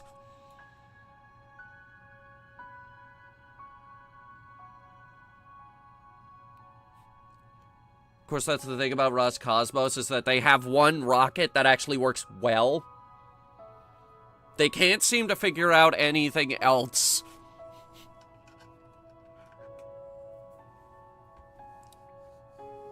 Unlike Boeing, who, can't seem to figure out how to build a spaceship. By the way, they are still stranded on the ISS.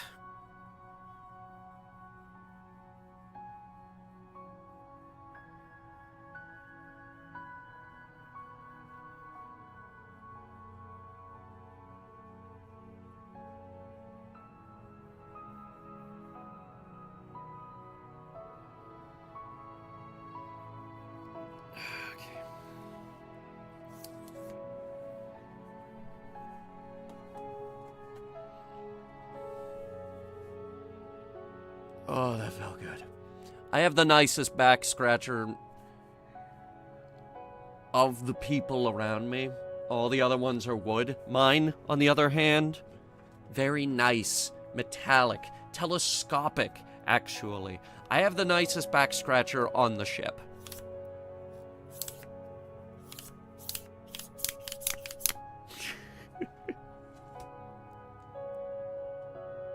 It's shaped like a bear claw.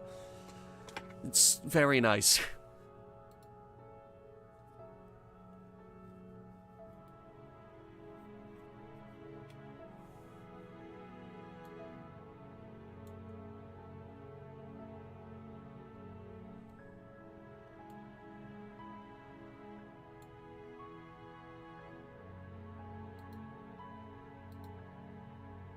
I forgot to turn the ship to face its maneuver node.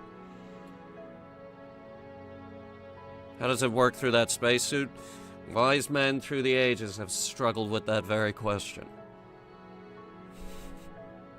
This thing is actually quite baggy, so you just kind of fold your arm into the torso area and then reach on back there. If you want to scratch your nose, though, 9 out of 10 astronauts, myself included, recommend a little bit of Velcro on the chin piece right there. You just lean down and, like, just rub your nose on that.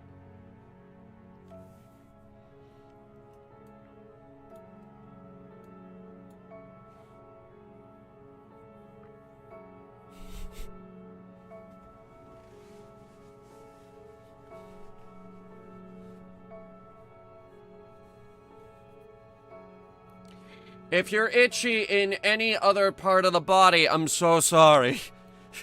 God help you.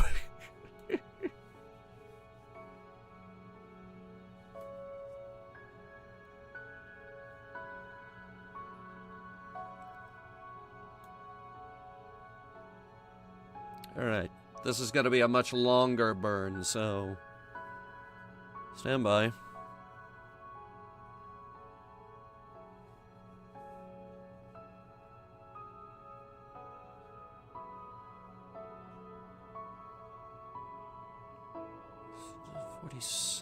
So 24.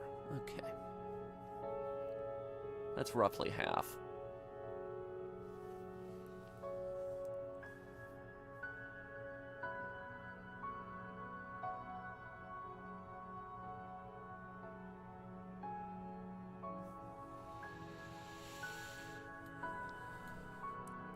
How you boys doing? Crew reports. Ooh, yes, actually, we could do some science. We should do science. We should do science while we're accelerating. Oh!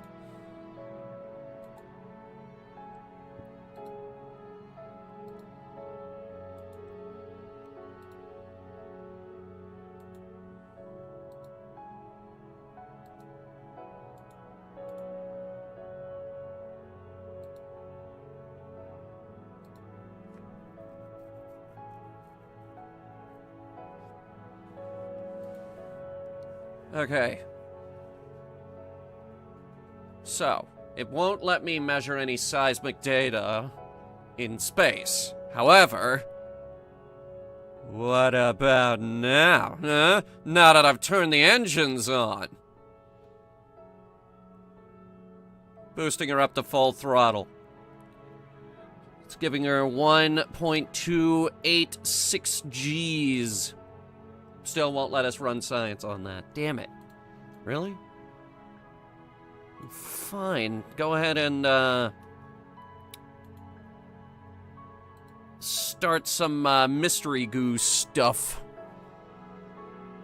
By the way, anytime we, play around with one of these things, it is going to lag the game to pieces. I don't know why.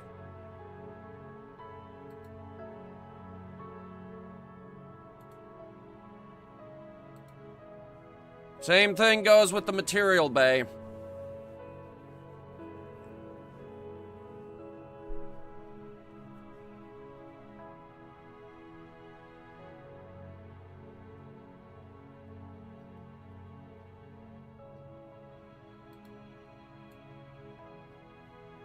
The weirdest thing, too, is once it's done, moving, it goes back to normal. I don't know what's wrong with it.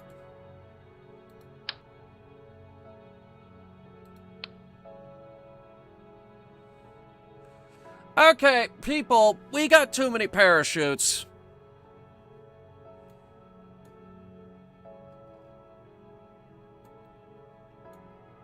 Can we toss these? We need like a trash bin like the space station has.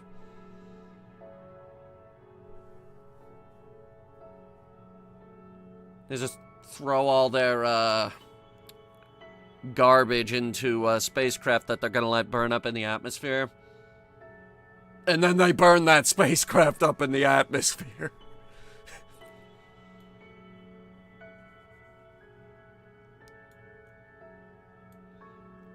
Ooh, I know what we can do. The magnetometer. Run a magnetometer report.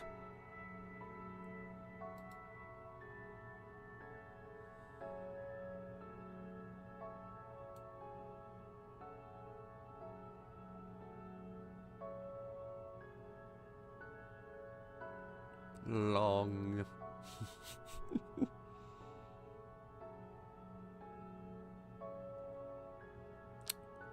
Long thing. We could probably close the poll now.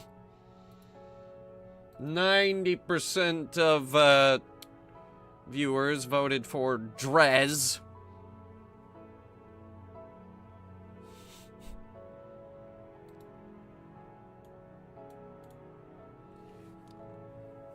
Okay, well, 89% voted for Drez, apparently. 10% voted for Elu, and 1% said, Nate, just go and recreate the Russian space laser. I made up that last part. I just find that story very funny.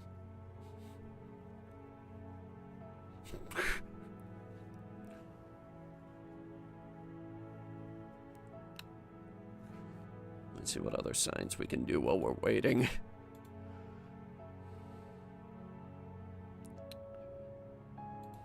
And also, well, the new viewers are looking at what I just said and be like, wait, what?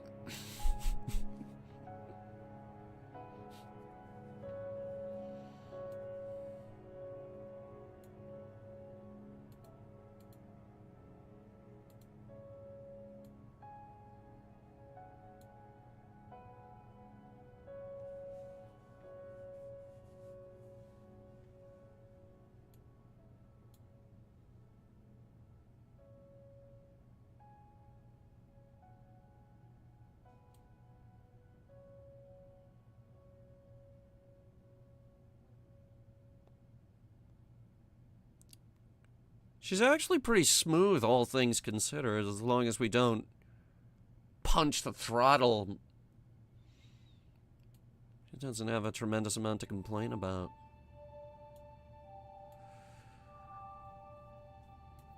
Yeah, looks good.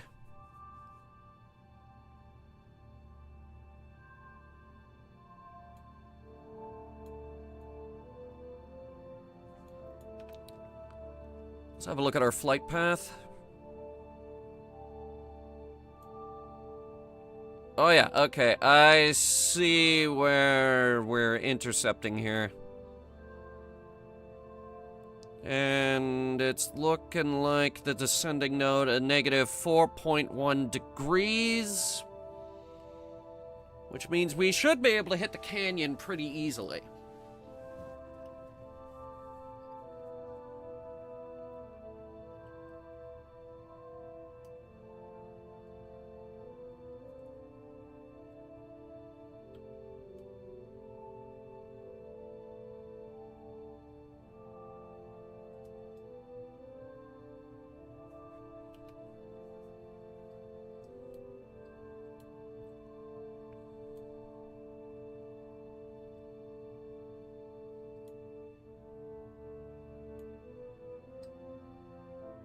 Oy.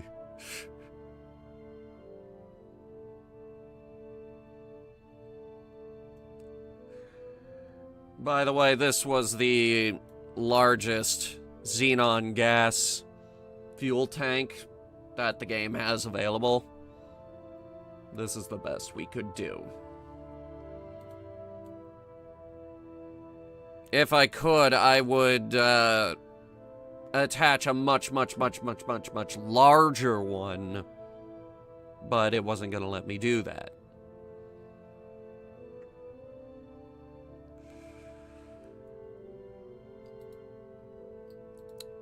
So that's great.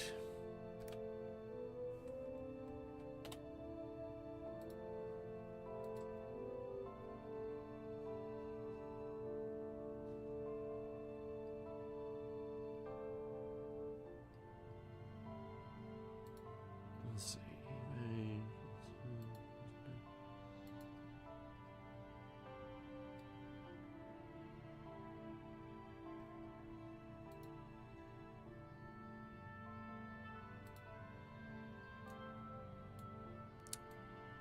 Another 460 meters of burn to go. So, after this, we're gonna do the fine-tune burn, which is gonna basically adjust our closest approach to the planet. And then we're gonna do our deceleration burn to put us into an orbit. After that, as long as everything goes well, we can detach the lander and land on Drez. Which I still can't believe you guys chose Drez.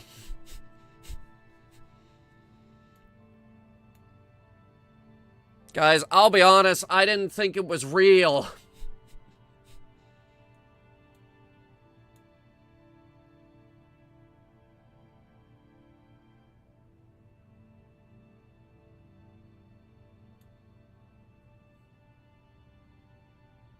I thought you guys would pick something hard like Elu or something.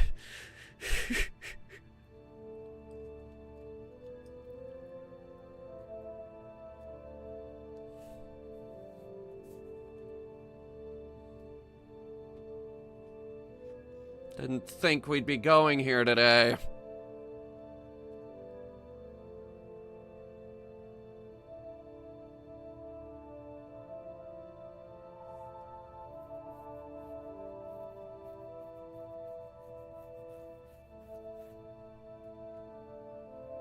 Throttling down now. Bringing her down to 1/3. We'll lower it down to 1/10 shortly.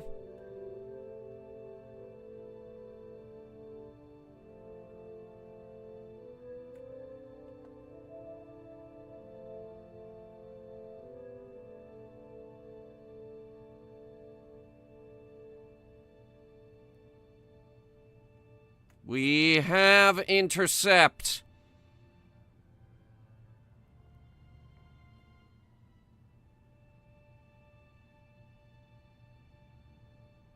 Periapps is 4.5 mil. And I'm gonna lower that as best I can.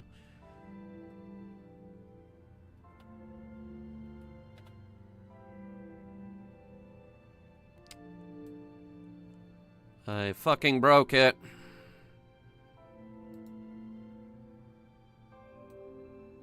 We can fix it.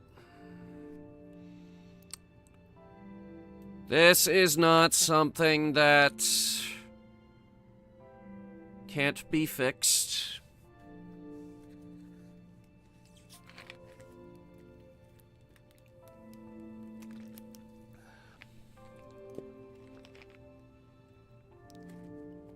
Scariest part of this whole thing is that it can actually spin like that.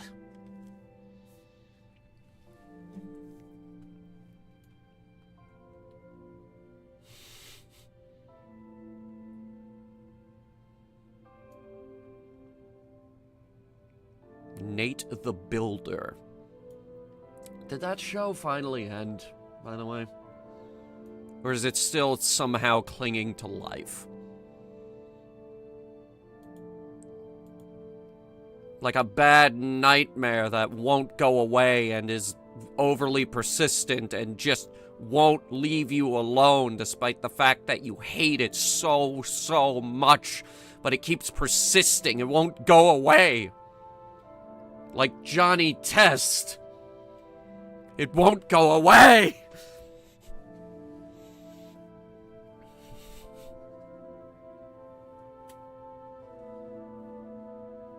It's like every 3 years on Twitter, they come on and they're like, we brought back Johnny Test, we did it, guys! And everyone is like, nobody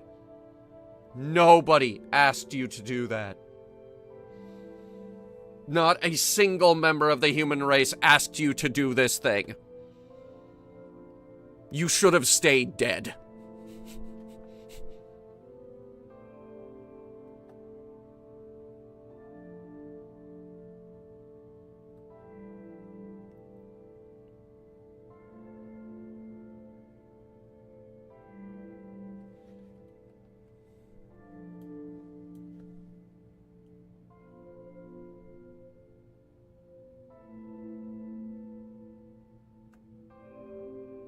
Oh, 0.1 and 0. That is good.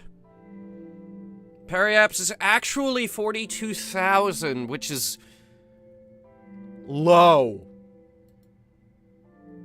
That's really low.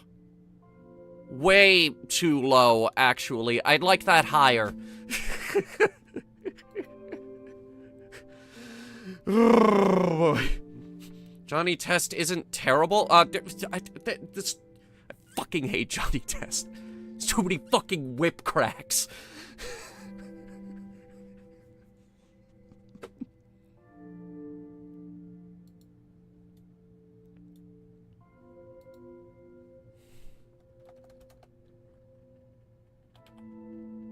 If we could get it to 120 is awfully high, actually.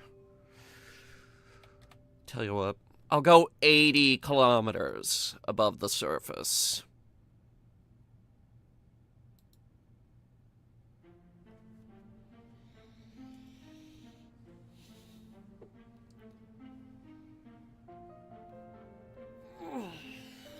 Another big stretch.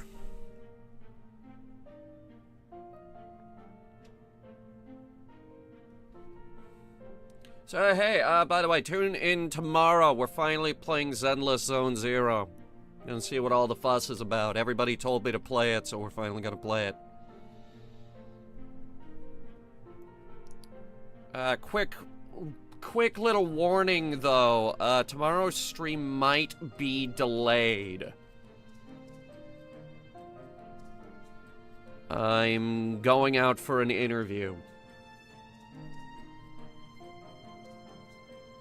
If this interview goes well, it will secure my future. If it doesn't, absolutely nothing will change.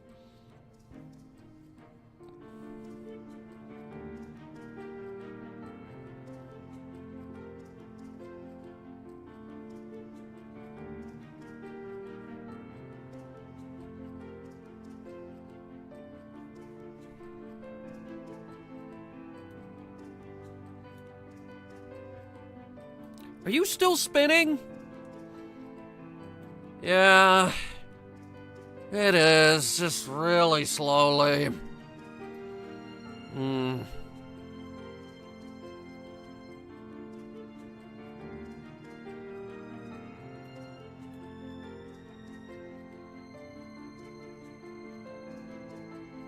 are you... This thing has one of the greatest reaction wheel systems ever created. How is it taking this long?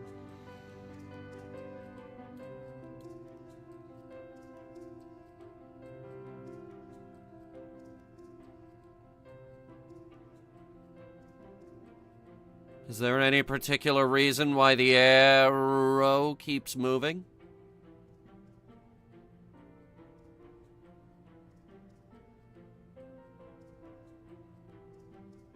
Shit.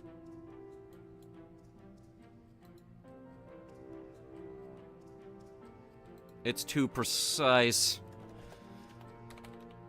Let me try setting it to 100. No, it doesn't want to narrow down exactly where that is.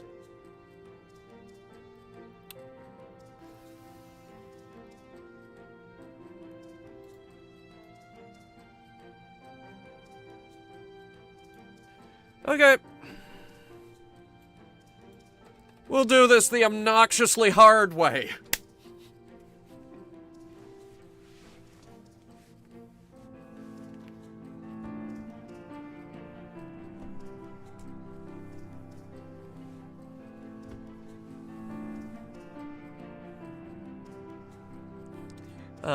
One last look at these before we go. Tiny, medium, medium, medium, medium, tiny. Ugh.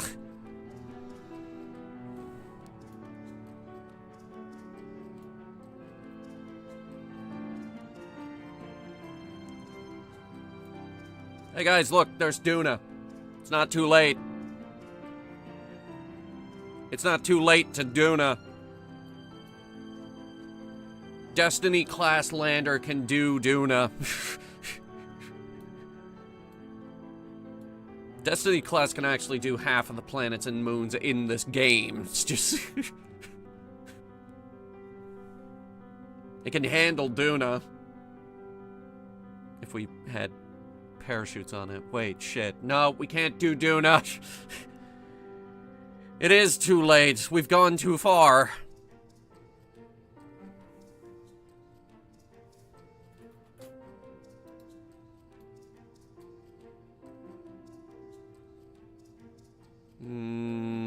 Kill that one. I want to wait until we're really close and it forces the system's hand.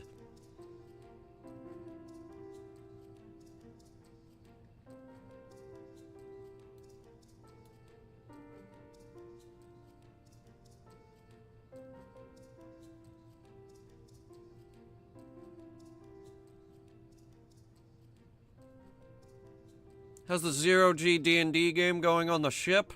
Well, as you all know, we use magnetic dice to actually roll because, Zero-G dice. My God, that would be horrible. Okay, so, hang on, It's now upset with me because I told it to hold off on the burn, so now it's like, no, you burn now! Now, damn it! Well, I mean, if you had told me where the marker is, I could do it myself. But you keep moving the goalpost. There, see? It's doing it now. Stop moving the goalpost, Kerbal! Ugh. I think we're gonna have to wait until we're actually in its sphere of influence.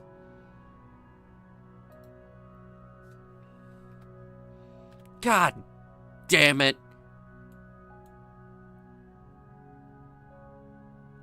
No wobble, though. That's good. That's real good.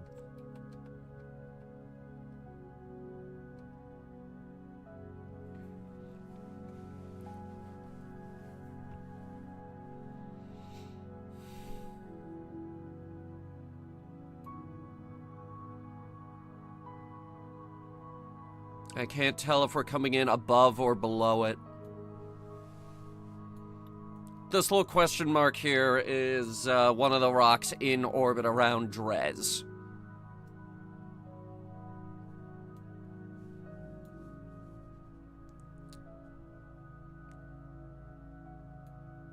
Which basically means that's where Dres is. We are set to intercept them here.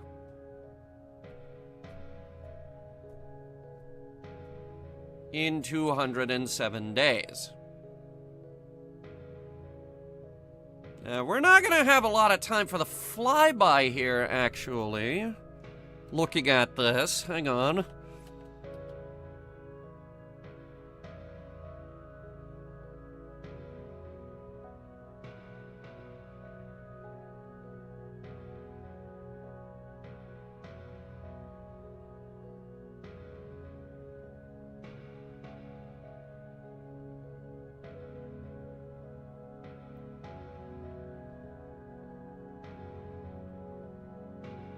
How the hell is the closest approach and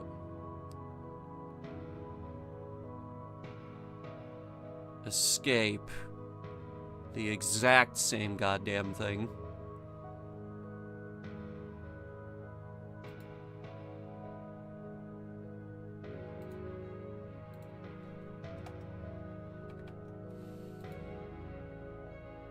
Now that I can calculate, thank you. God, I just needed a marker, god damn it.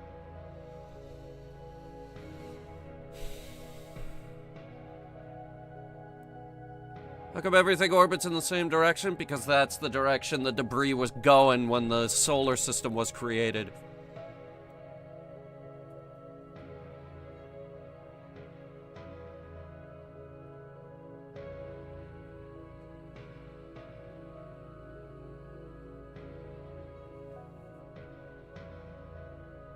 Alright. Hang on.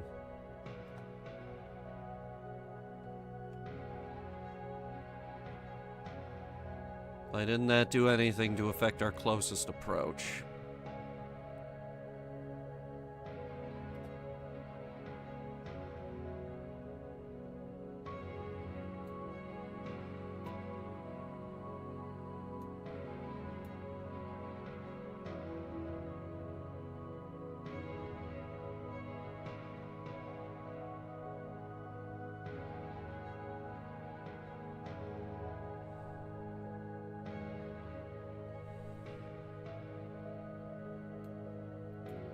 This is stupid. I can't do it from this distance.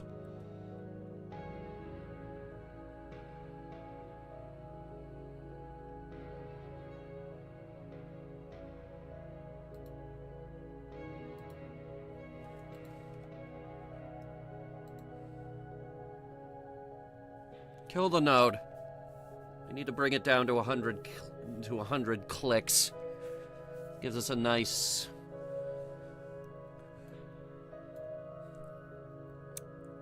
margin of error to work with.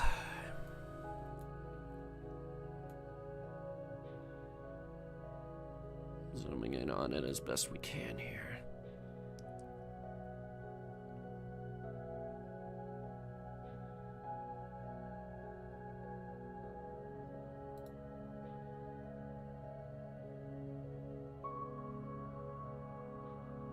$191. 193. Okay, 2 days. Okay, that gives me a bit more time to work with. Thank you. What's the periaps on that? Actually, it is 100.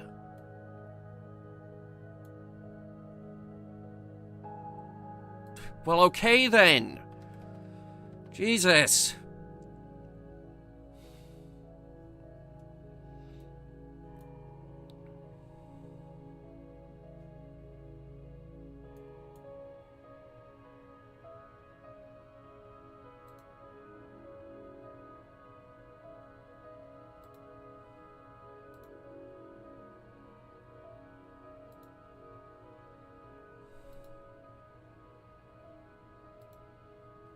Okay.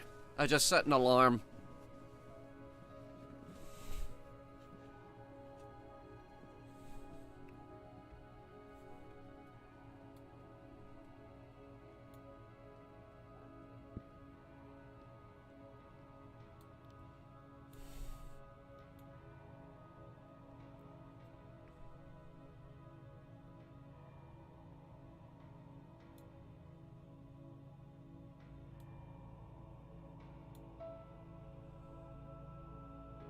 Some awfully large rocks in the asteroid belt.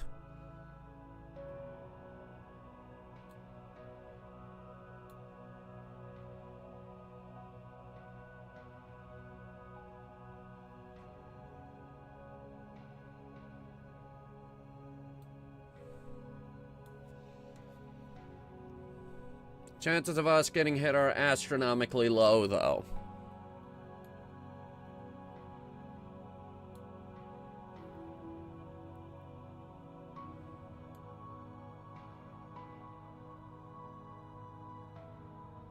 Oh yeah, looks like we're coming in at an angle.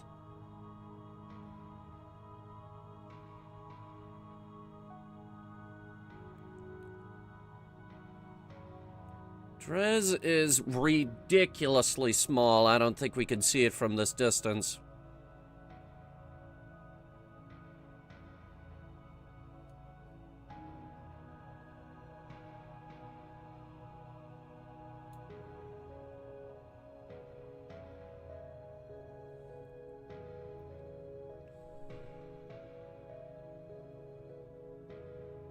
Okay, good. That is working. Thank God. Thank God. Okay.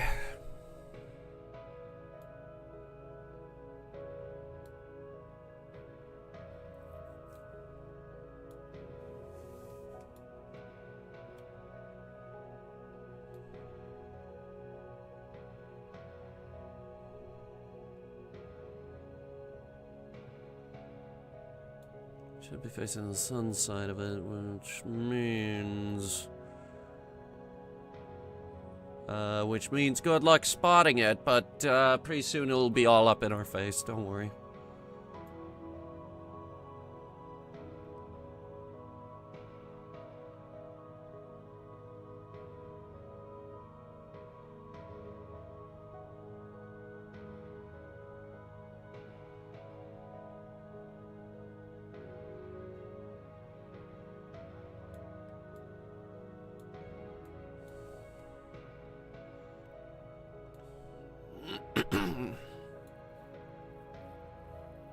Once we get this encounter, we're gonna...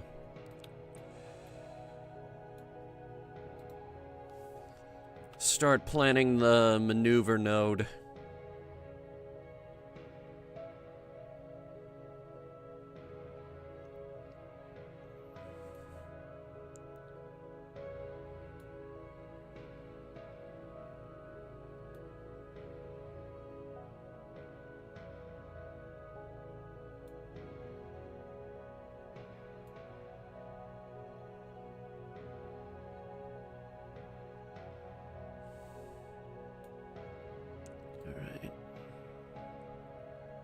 Coming in close now. At this point, we might be able to see it.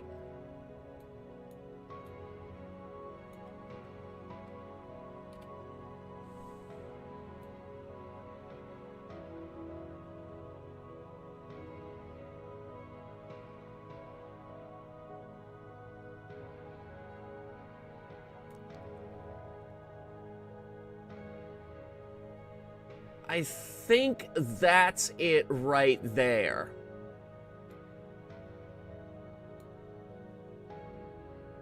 I think that's our destination. It's the only thing out here that has a shadow on it. That's why it kind of stood out. It's also quite big at this point.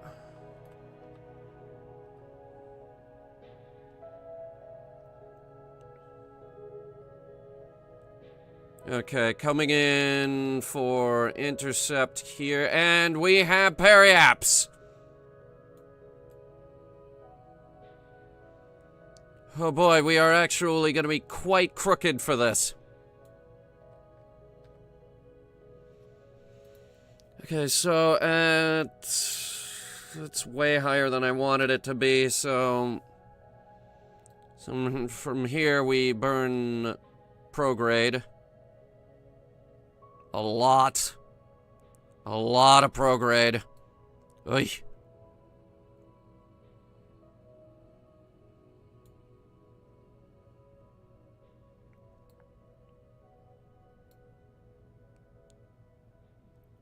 $160 is good for now. It's not the craziest burn we've ever done.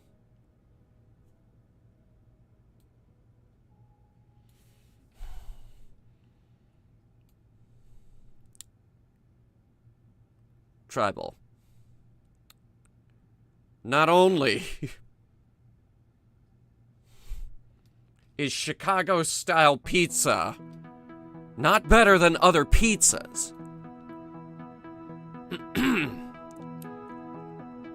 it's not pizza. It's a fucking casserole.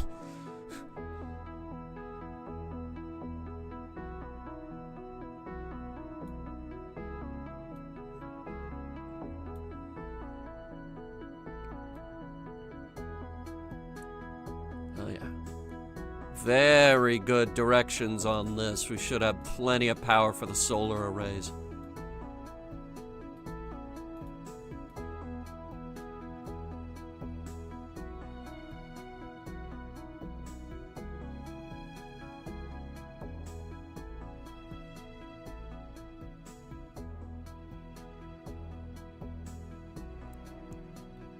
Alright, now watch closely. This little dot right here is gonna get real big here in a second.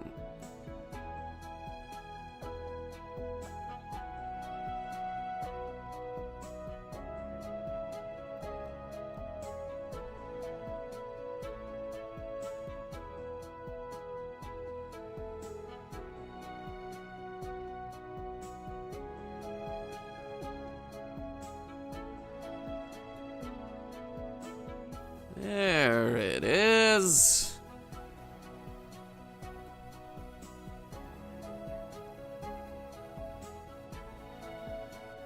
We're a bit higher than I'd like, but there it is.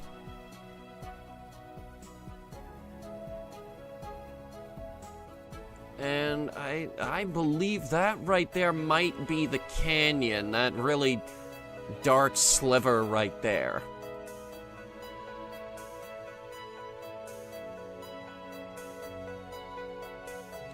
I think it's the... That might be it. Actually, that might be it. I tell you, it's the only interesting thing on that rock.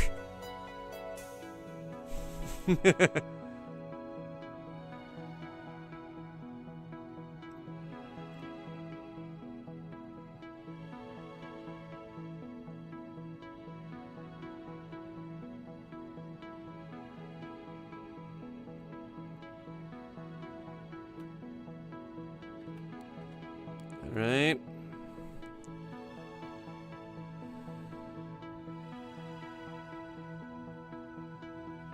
We can burn at T-minus 58.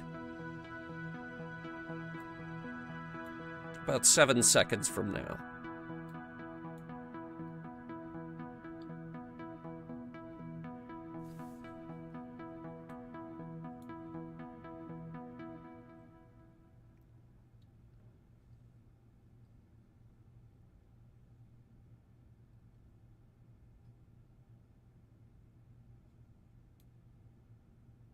There she goes.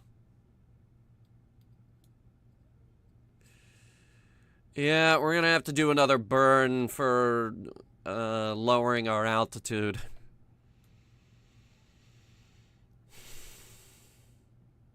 Now let me get a look at that thing.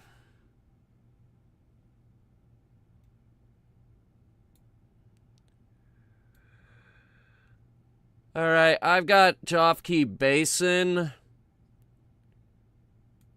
was only one Drez landing, so it's not hard to spot where we left our equipment.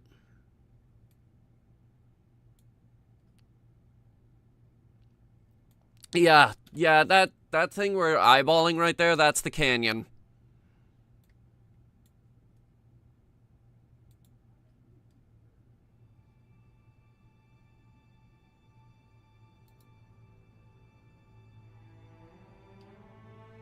God, even the crew report is like looking down, you see a massive canyon on the surface. It could be several kilometers deep.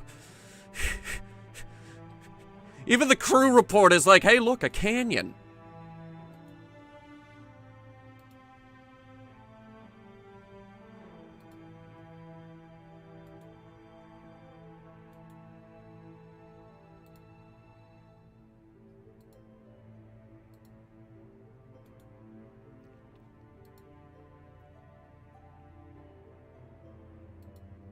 Average gravitational pull is quite low for a planet.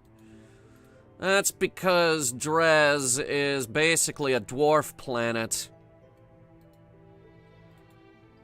Been dying to get a magnetometer report out, though. There's a real-life equivalent to Dres.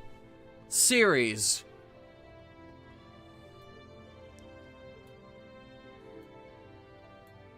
Ceres is the closest analog we have. Actually, no, it's a direct analog. This place just isn't that interesting.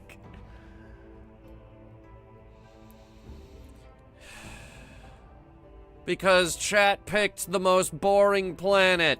One that might not even be real.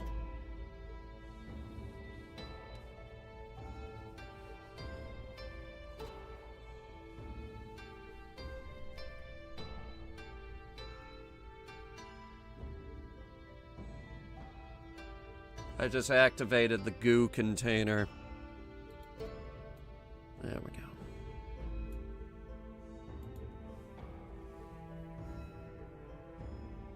Should have chosen inner planets. Yeah, where would you guys like to go with inner planets?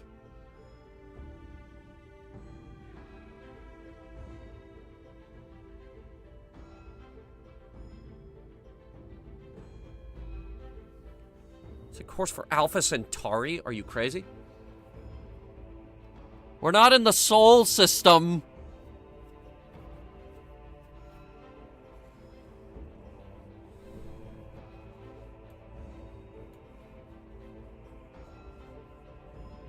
Duna? Duna's easy. Everybody does Duna, eventually. Everyone does Duna eventually.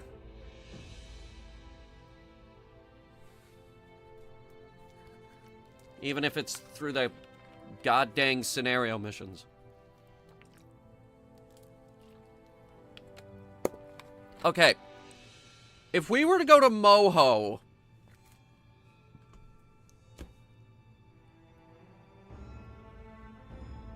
We're going to the Mohole.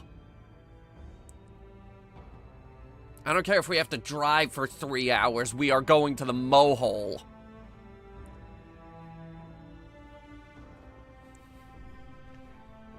We would also need a lander with radiators. And ideally, a Too Smart equipped with radiators.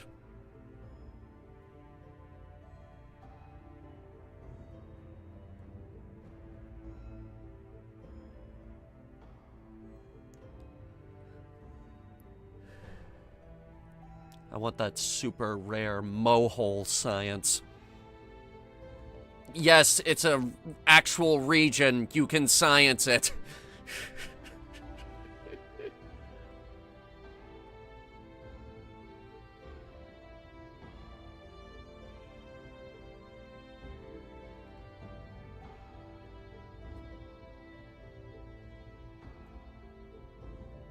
It's coming around.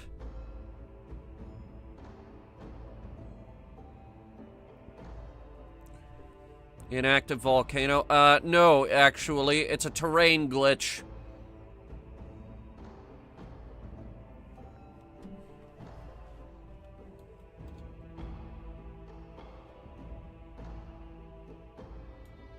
The devs, they like to mess with the players like that. We have orbit, by the way.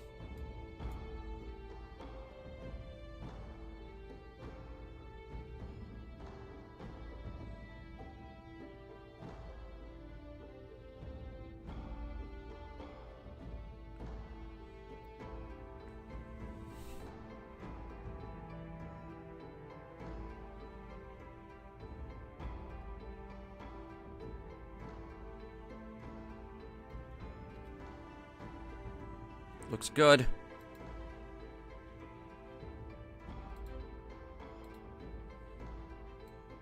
Add another one here. Bring us down even further.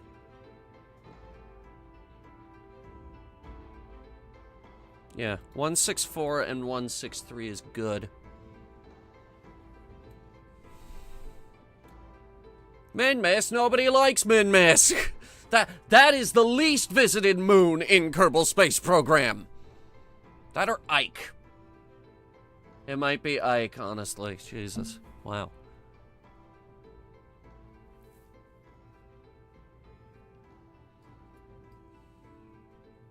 Gilly. Everybody wants to do Gilly. Everybody looks at Gilly and is like, oh, wouldn't that be fun?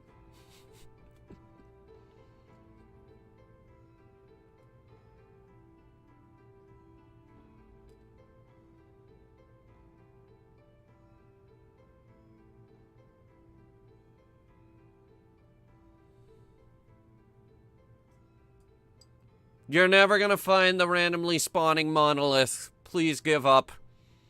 Please give up on the randomly spawning monolith. I am convinced they are a myth.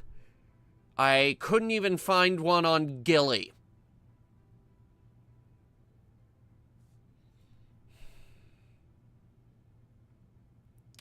Yeah, okay. You're banned.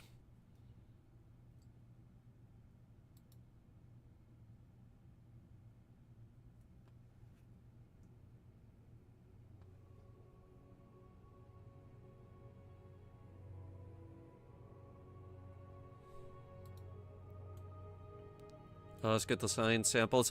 Min-Miss isn't even worth that much. Nobody likes Min-Miss.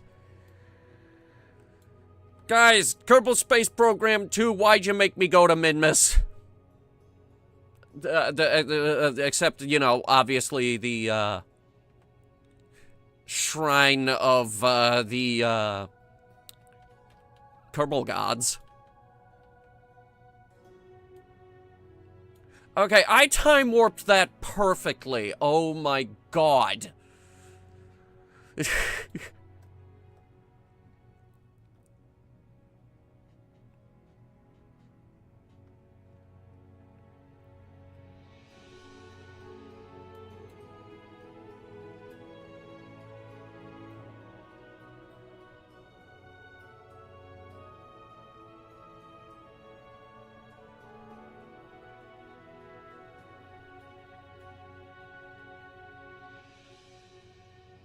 Bringing her down.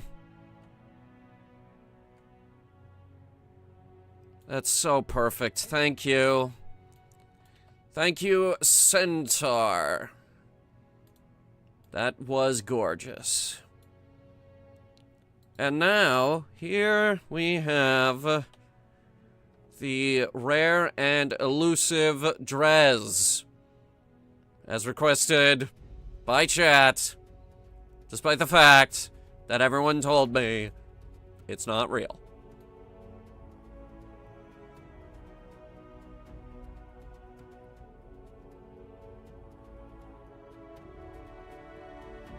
If you haven't noticed, we're waiting for daytime so that we can, get into that canyon.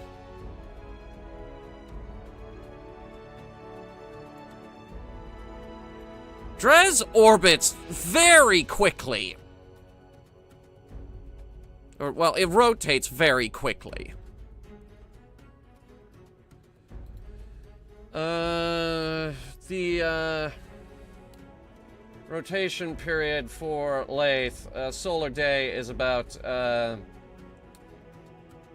34,825 seconds. That's 1 day, 3 hours, 40 minutes, and 25.3 seconds.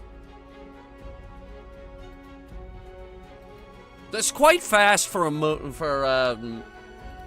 dwarf planet of this size.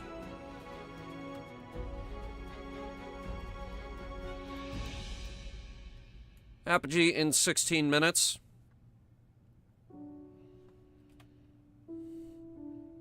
Alright. You guys didn't come here to listen to me spout planet facts. Job key.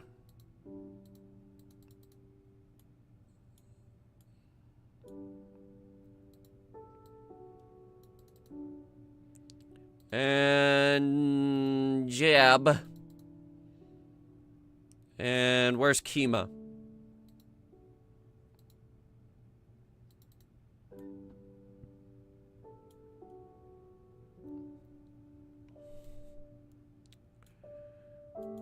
See, I knew we brought a lander for some reason. I just couldn't quite put my finger on it. Gas up the rover before we head down there.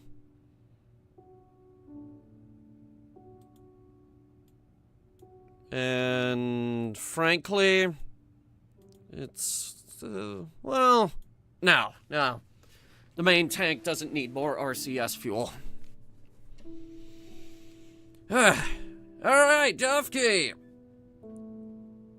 You're gonna land us, right? You're in the hot seat. Hot seat being the middle.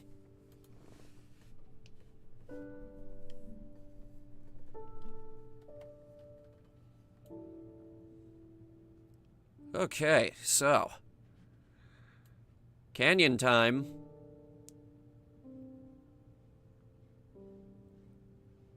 We're down a little low, though. And of course, there is the, undocking that we have to do.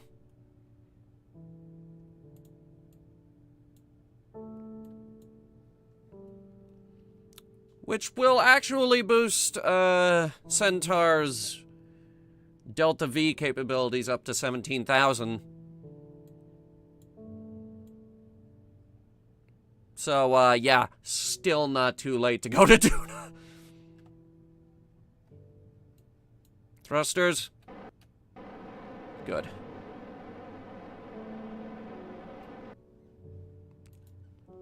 Legs.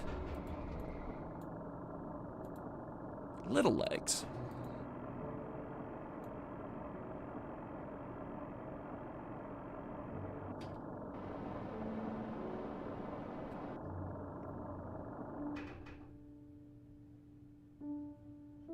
We're also up pretty high.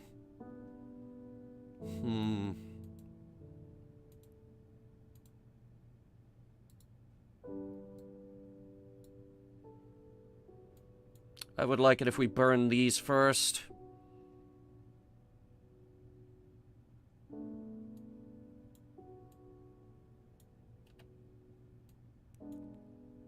Okay, so, like,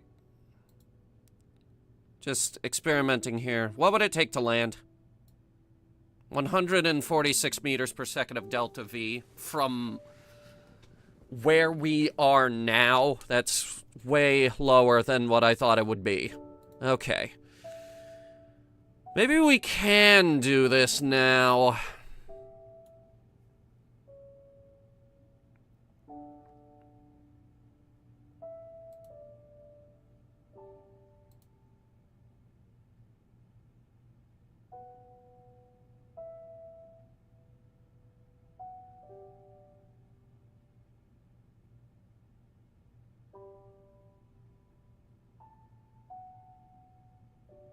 Oh, wow. It actually won't let us go in the crater. Okay. Target the Midlands.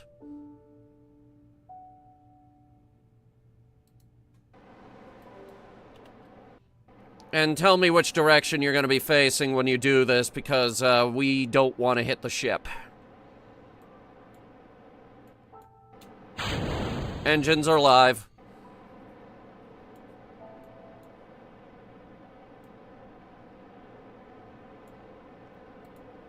Auto warp is on. We will see them later. Or not.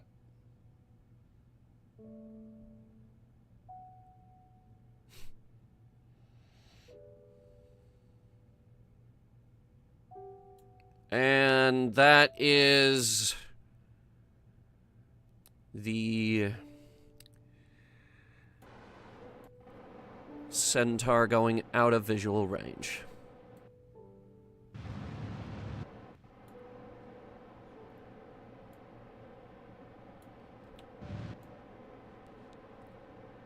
Plane change. And we might want to do this quickly because we're not going to have a lot of daylight when we're coming down.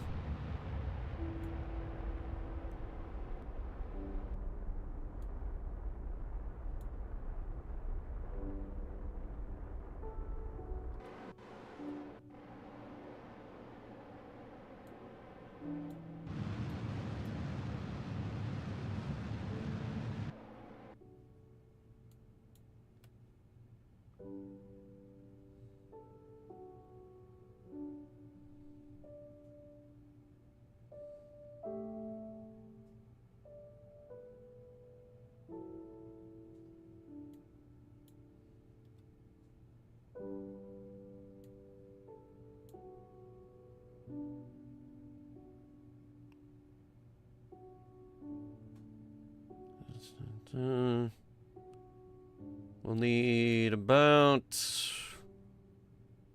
400 from this estimate to land.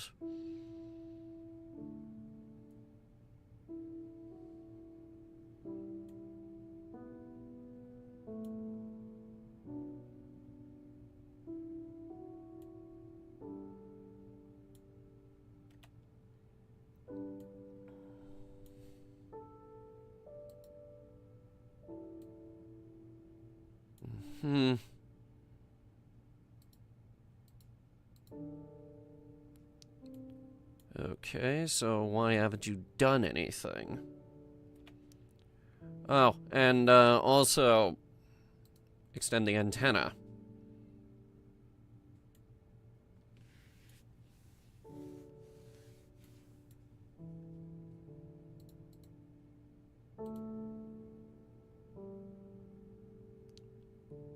Waiting for right moment to start braking. What do you mean, waiting?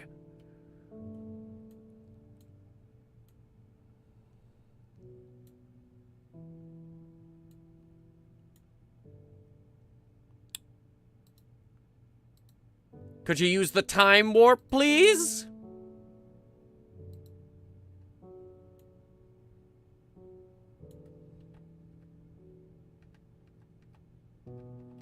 Can I use the time warp?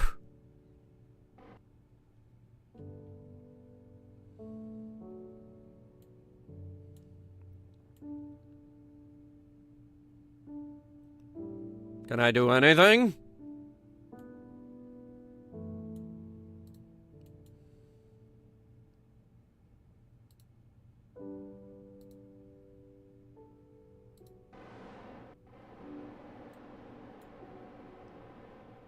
There. Try that.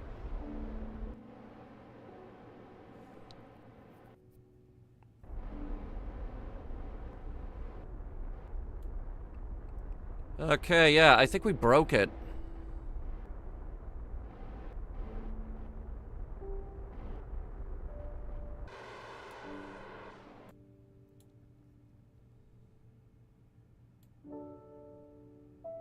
Steady now. It's figured out that it can use time warp, so we're going in.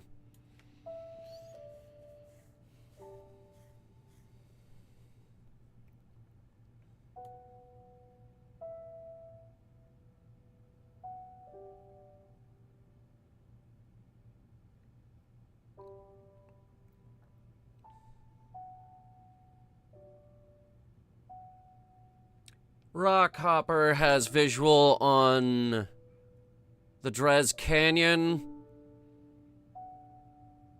From this angle, it's looking like we're gonna fly right over the dang thing, honestly.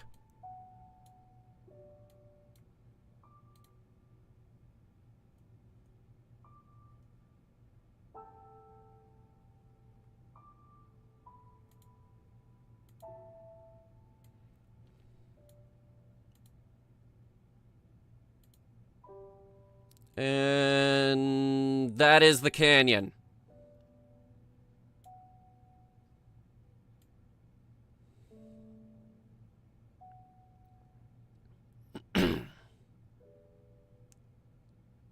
That is gorgeous. It has a different texture from every other part of the planet.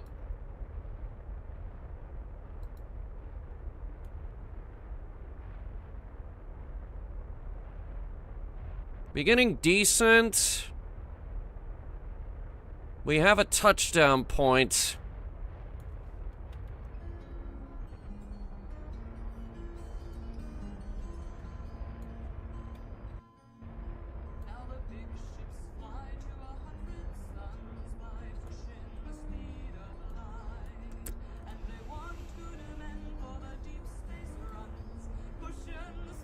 Yeah, the Draz Canyon is ridiculously deep.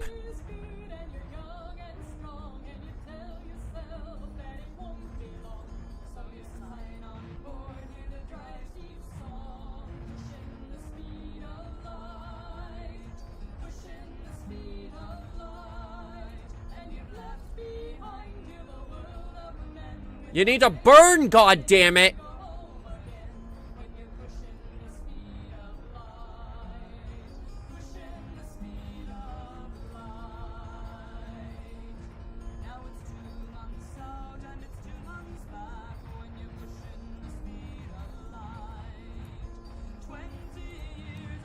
Landing lights are on.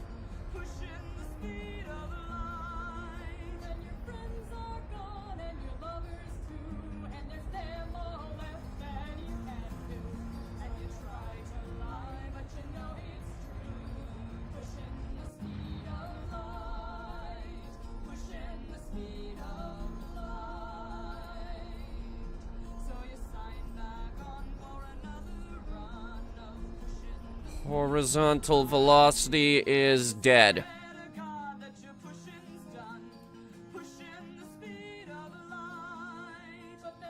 Final descent.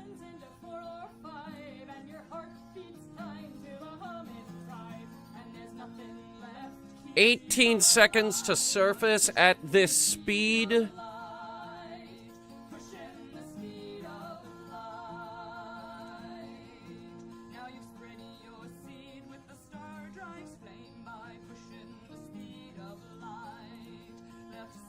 Extending ladders.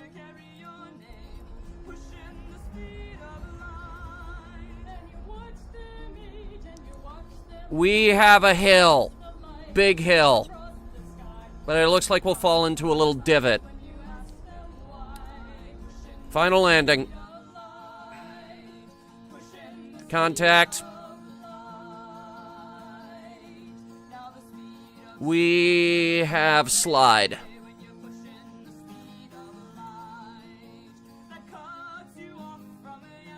We have slide, and I have spotted a very nice little rock over there. So how about that thing? Semi-rough? No, that was good.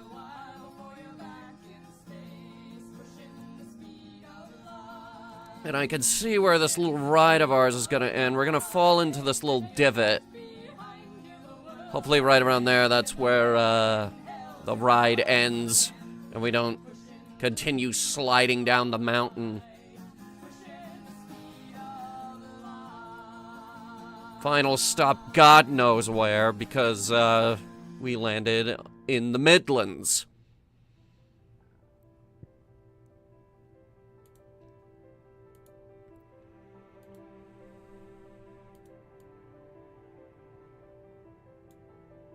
What do you mean you're blocked by the large scanning arm? The large scanning arm is down here. What do you mean you're blocked by that?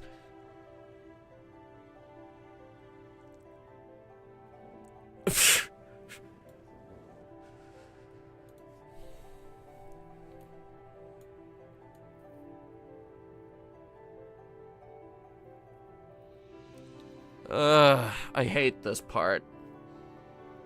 Because all we can really do is just wait for it to slide until it hits, until it evens out or something.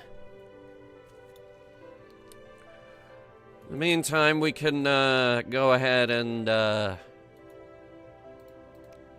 start the experiments. Gravity data.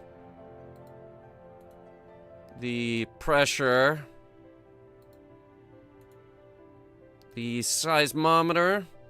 It appears to be seismically inactive.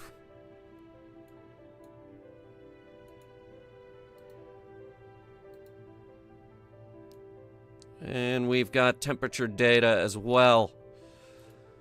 Crew report.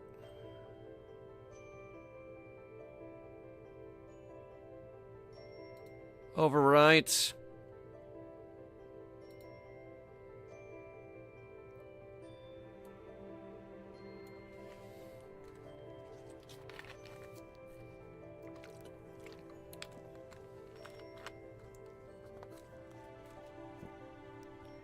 And now the big thing.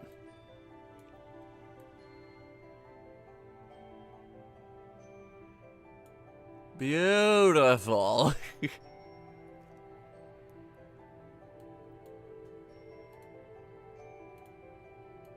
Why aren't we getting science out of it?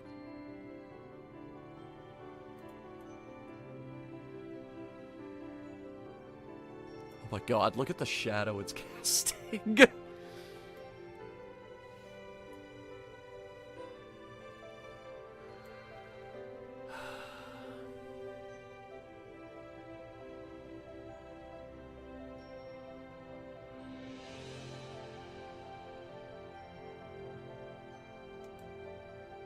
Well, we'll reach the bottom of this hill eventually. It's around here.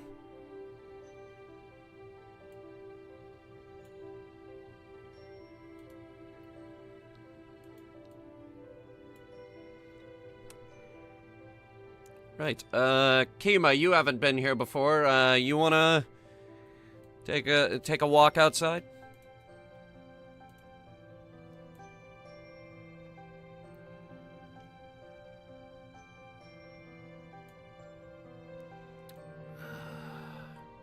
Alright, so at the foot of the ladder, sliding is bad here, guys.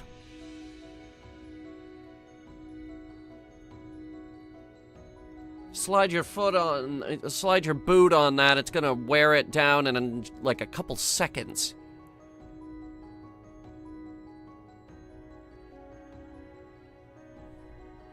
Dust like this doesn't have the benefit of an atmosphere to smooth out all the rough edges, so everything is like shards of glass.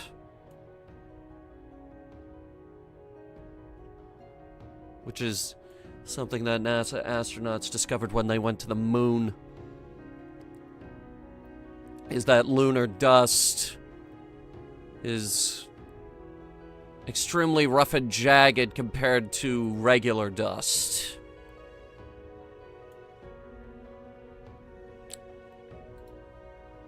Okay, we're gonna let that slide a little bit longer.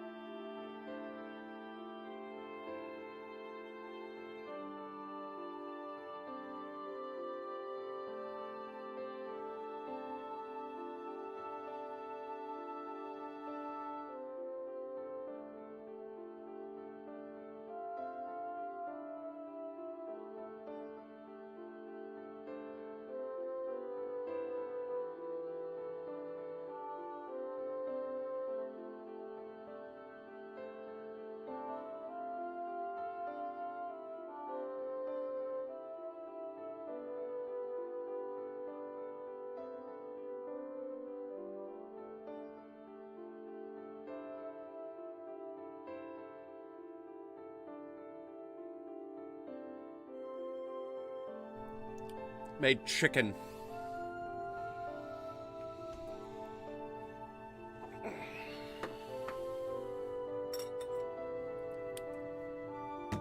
They told me not to make the chicken, but I made the chicken.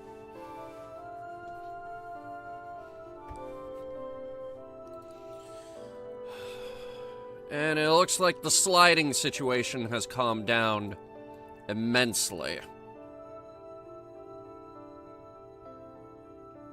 Unfortunately, now the sun is down, so,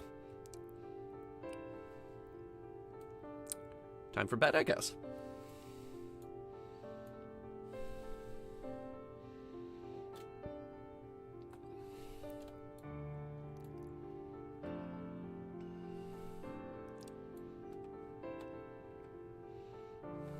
Right? Oh, we haven't stepped off the ladder yet. When we got down here, it was really late in the day, so... There's the sun again.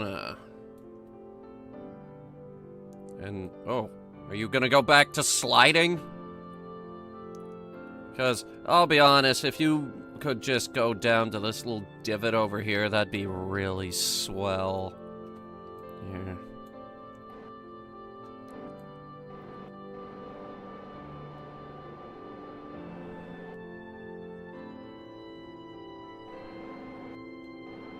No.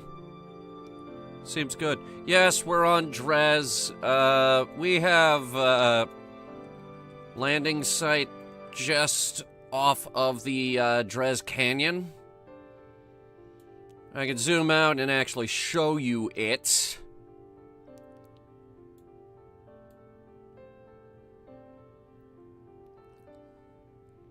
It's probably the only interesting feature on this planet.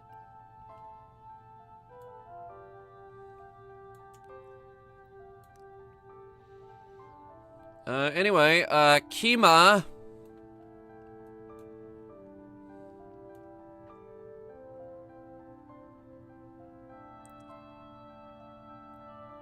Yes, Dres basically has a Grand Canyon. I think it's the deepest canyon in the game, I'm not sure. Yeah, we don't need no fancy speech, we've been here before. Even though, I'll be honest, I didn't think this place was real.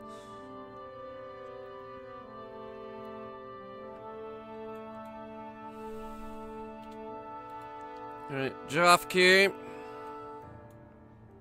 our engineer who has been pretty much everywhere the game has to offer.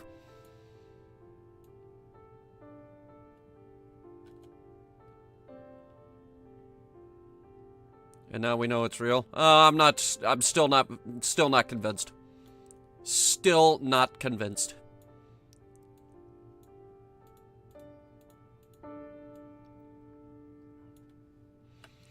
Yes, good. Alright, Jofke's in position. Jebediah, let her loose.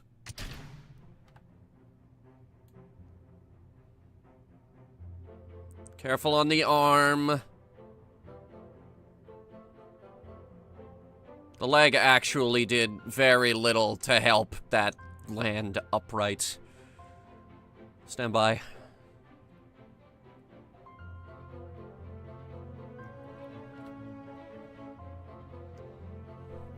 We can fix it.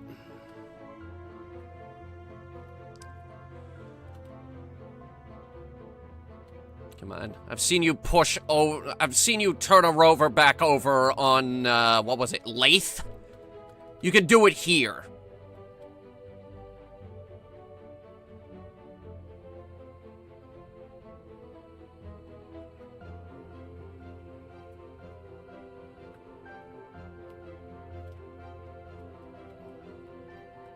Of course, it can also do it itself. Let me just...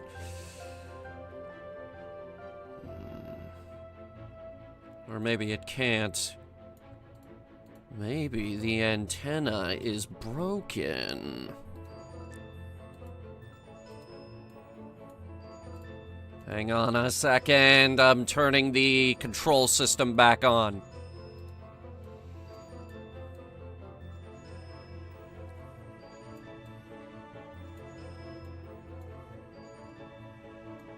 And now, trying to reach for the antenna.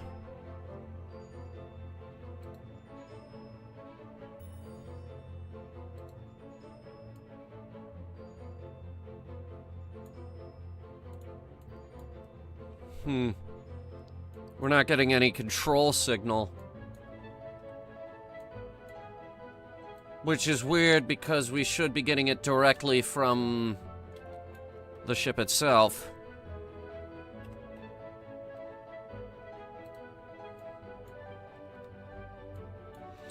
Jofke, you know these cars.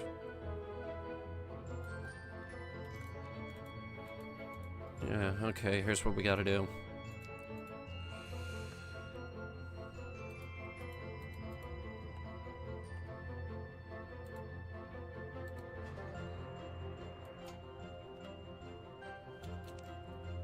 Now, push!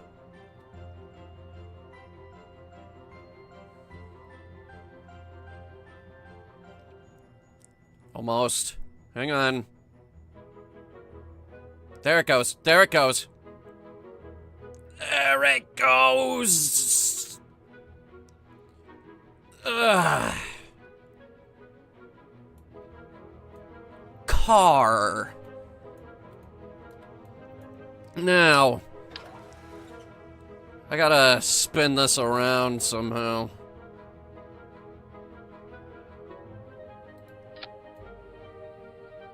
That'll do. It's crooked, but it's on.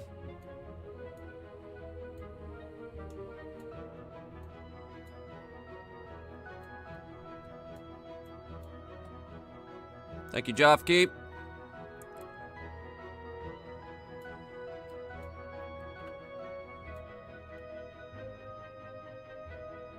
Now, where do we want to set up camp?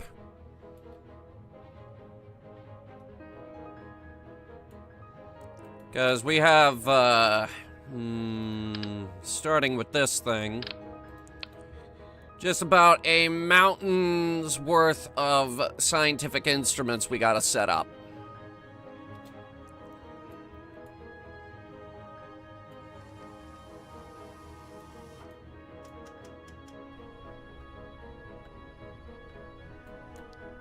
Jofke, if you could start on the power. Oh, and run a resource analysis.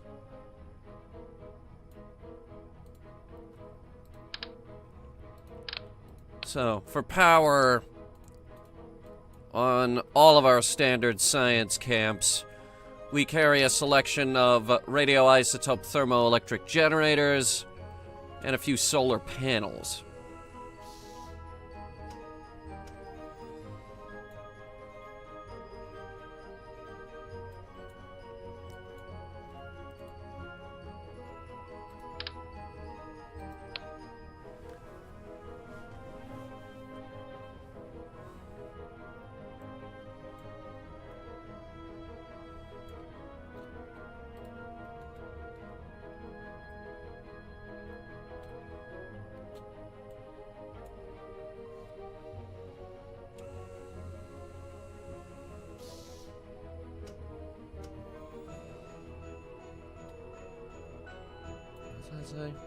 Why didn't it?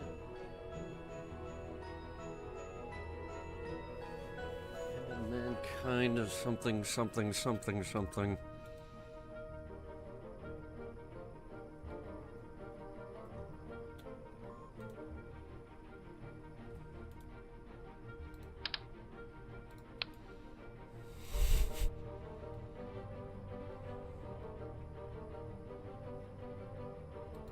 Dude, I don't like that mentality.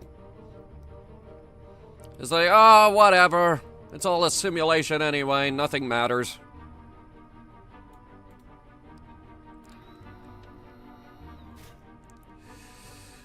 I don't like that mentality, and you know why I don't like that? Because it scares me. You see, there's someone came up with the theory of when we die, suddenly the headset comes off and people are like, "Thank you for trying our game," and when asked about it, scientists were like, yeah, that could happen. Like, what? You're supposed to make us feel better about our situation. And they're like, yeah, no, this is actually a possibility.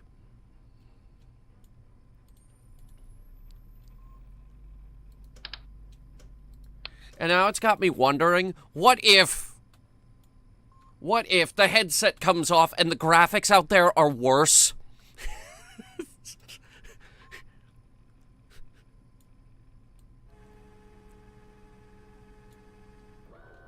You go out to the parking lot and your car looks like the goddamn Cybertruck.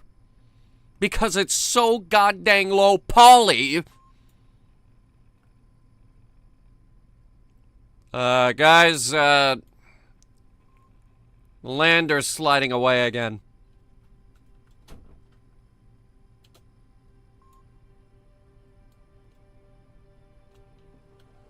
This here's the seismometer. That's an upgrade? No, it's the Cybertruck. God. Oh my God. Jab! Jab! Jab, stop that crazy thing! I need the transmission dish. Oh yes, we have a regular Cybertruck that visits the store. We all agree he should not come anymore.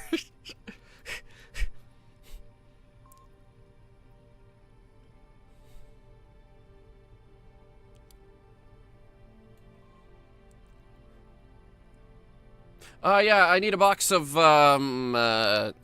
Litinols and, also, I need to visit the deli and, yeah, pick up some ham and, yeah, and, sir, is that your car out there? Oh, yes, the Cybertruck. Yes, that's my car. I no longer wish for you to purchase our food products. Well, the good news is the ship has stopped. The bad news is we're now 8 miles away from where we set up all our equipment.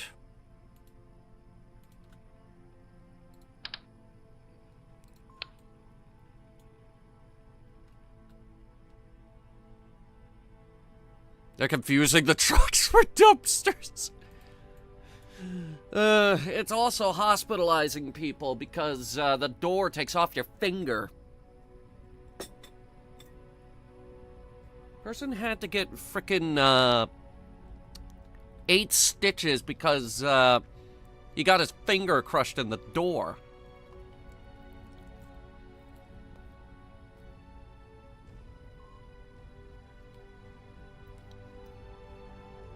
Yeah, basically what I'm saying is don't buy a Cybertruck.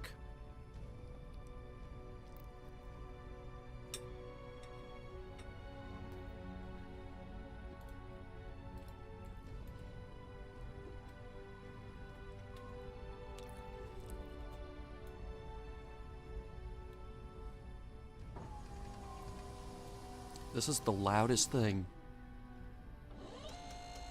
It's the loudest piece of equipment we have, and it never stops.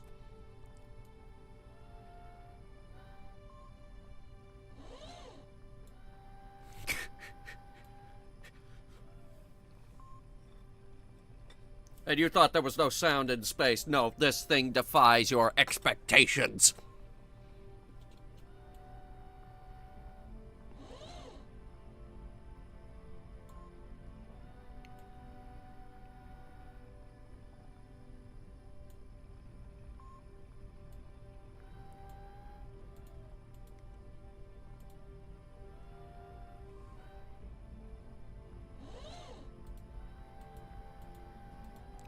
Gimme. Gimme. Gimme. I need the damn jetpack. Gimme. Thank you. Eh.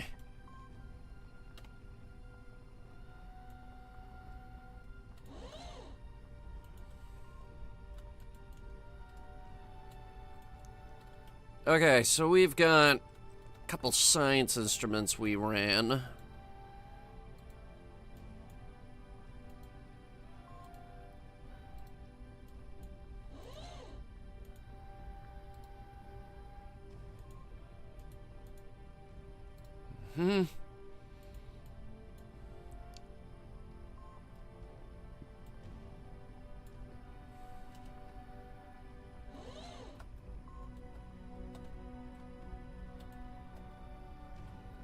Oh yes, I much prefer this method of transit. Thank you. I very much do prefer the jetpack. And my phone just went crazy. Okay, who's trying to find me?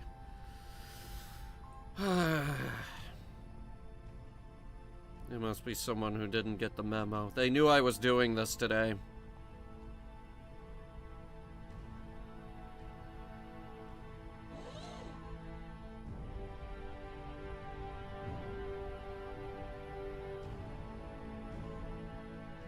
Doesn't say.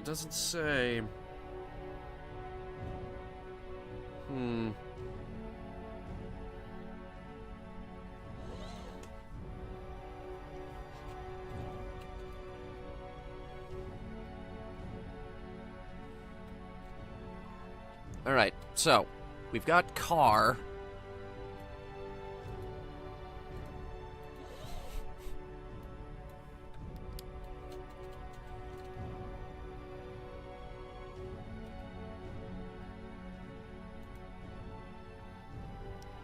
The only thing I don't like about the seismometer is that we have to throw things at the planet in order to get it to do science. Slam some rocket boosters into it. Throw, asteroids at the planet. How many we got in orbit again? At least that one.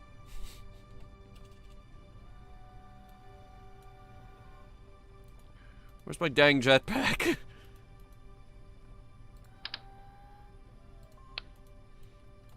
We finished building the science camp, right? Yes? Let me see. Alright, cool. Grab some repair kits. You never know what's gonna break while we're out on the road. 4 is enough to repair the arm itself.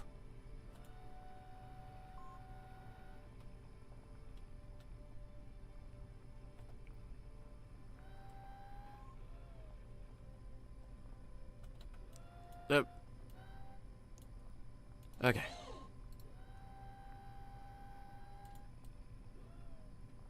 Perfect.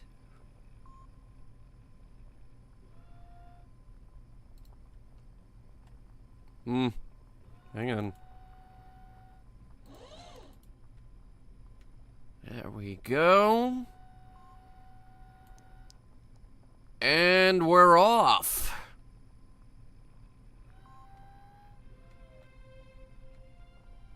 It's a bit slidey. Let me, boost the traction control up to, level 5. It's still pretty slidey, and it doesn't hug the ground very good.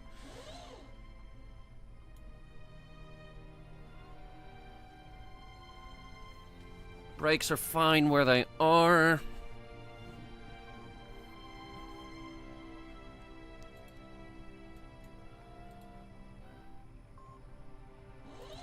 We're not getting a lot of speed on the hill.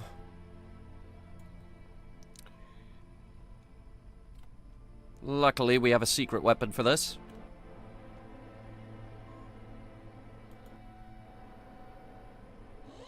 We just gotta keep an eye on the fuel meter. That's what I was looking for. I was looking for the big brown rock.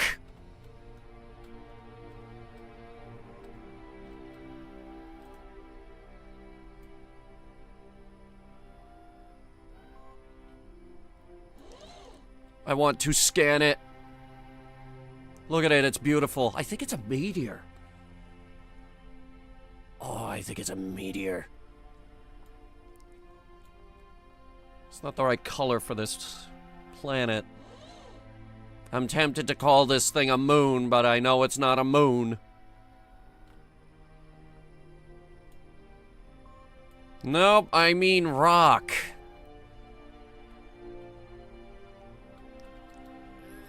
I think we're gonna hit it. Yeah, just a little bit. Brakes. Okay, we're not sliding, right? No, looks good. Okay. Do it.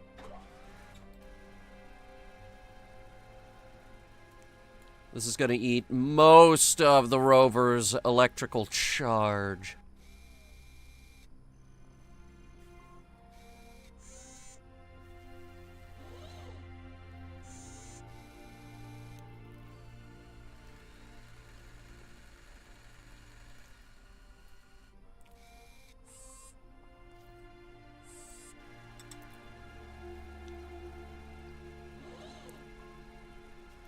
Dres is in ideal solar position to get struck repeatedly by asteroids whose orbits is perturbed by Joule's influence.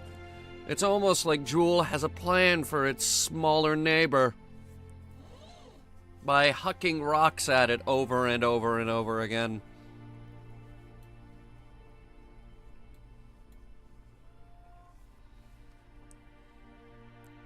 Anything further up? I'm not seeing a tremendous amount of terrain scatter, but there is that thing there. It's just another meteor.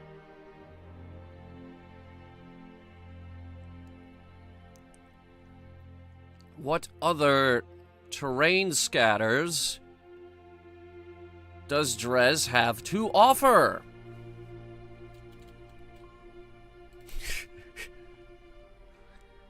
Well, I believe we should check the canyon.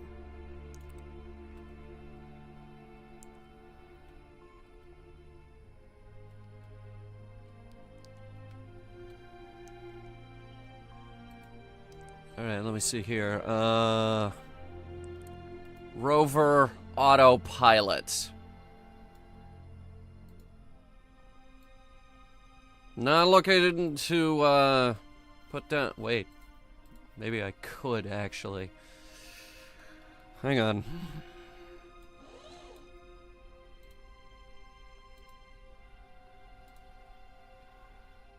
And then drive us in.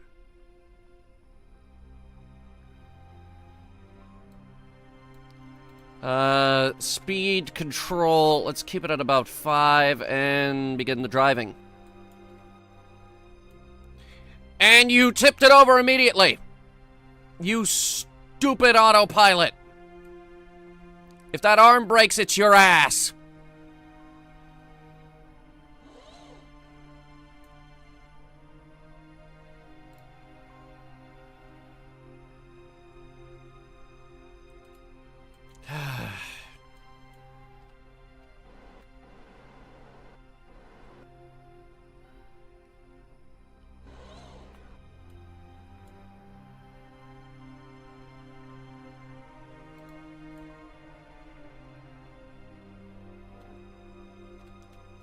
Okay.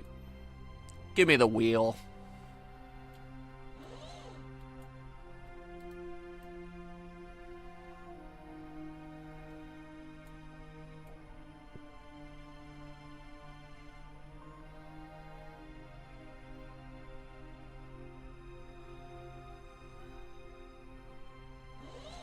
God, you can still hear that stupid thing.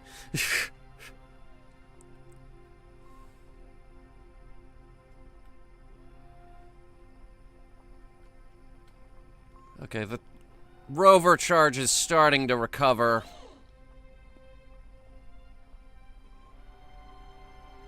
Should probably lower our speed. And there it goes again. Oh, dear God. This might be bad. Hang on. Wow. How durable is that arm?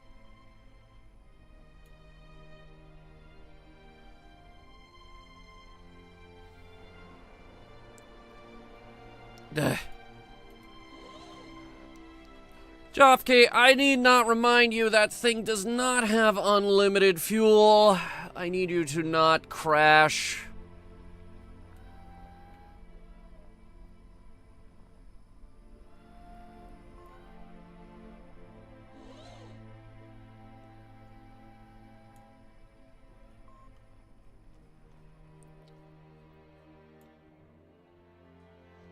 I think getting up that hill is going to be way too difficult. We probably should have parked on the other side.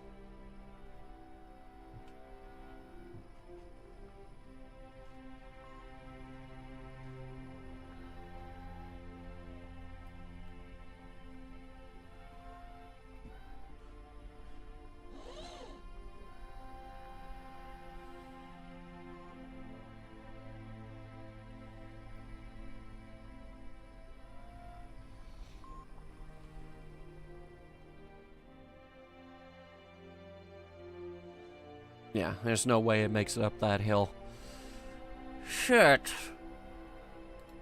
We're this close to the Drez Canyon and we can't even go in it.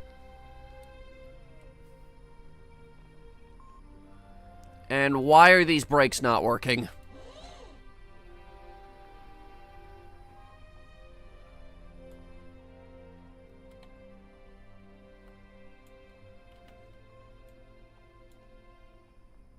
It's just gonna take too long.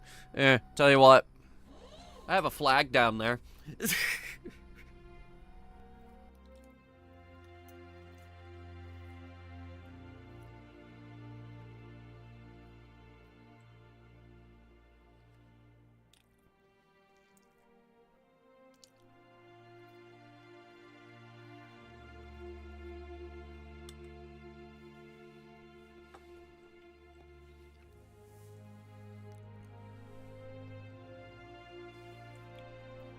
Ooh. It's real dark. And for some reason the flag is the wrong flag. There it is. Now we have light.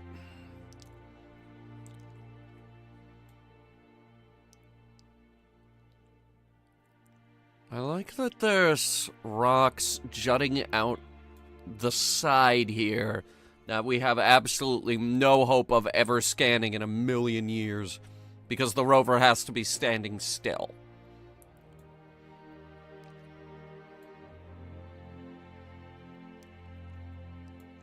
I want to scan that. That looks awesome.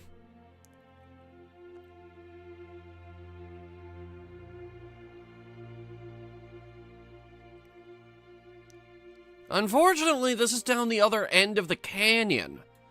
See, originally, the original mission here landed over here.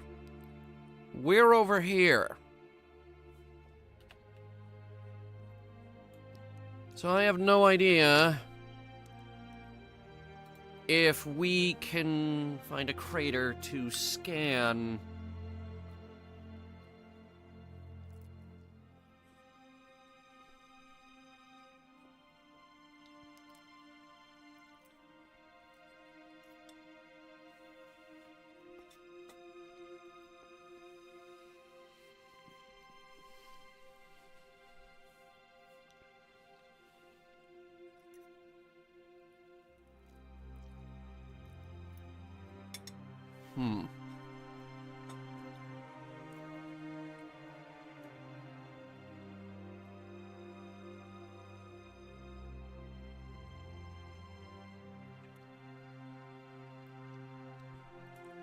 We have eyes.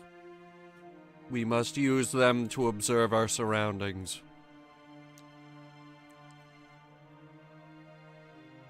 Most of these are just meteors.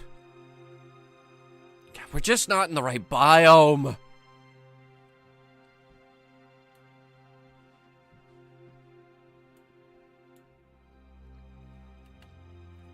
I have an idea. Let me see if I can get in touch with car number 1.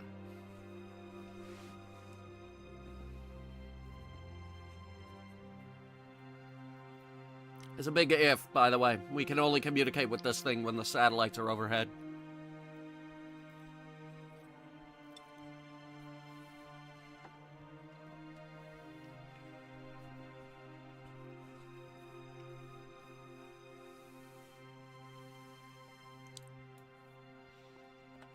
Alright.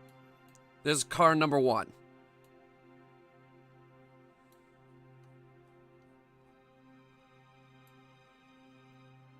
I see meteor impact sites. I am not seeing a crater.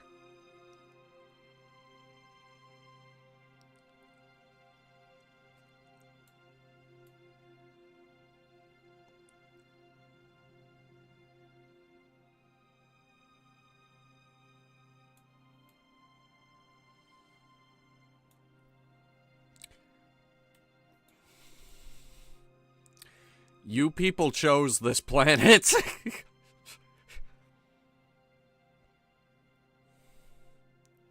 I told you Dres was boring.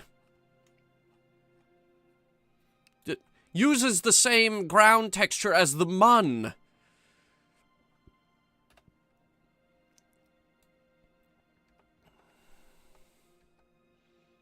Alright, let me see if this works.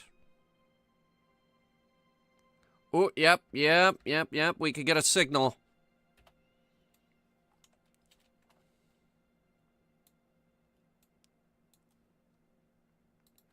When Centaur is overhead, we can get a signal to rover number 1.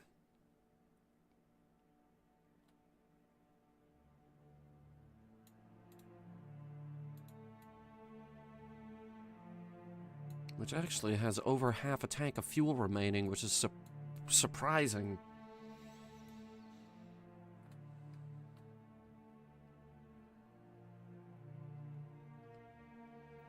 And it also still works after 62 years. That's reliability, ladies and gentlemen. Amazing.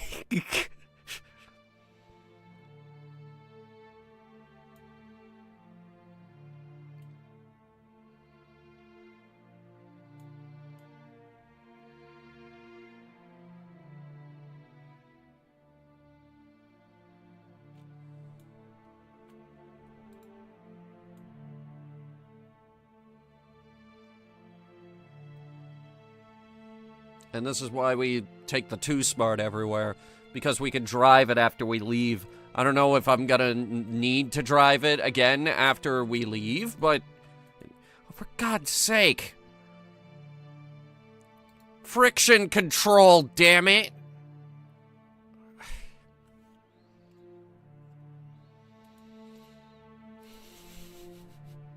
It's not up nearly high enough.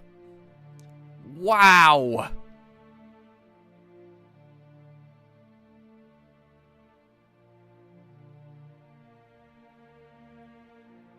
Alright, that actually controls quite nicely.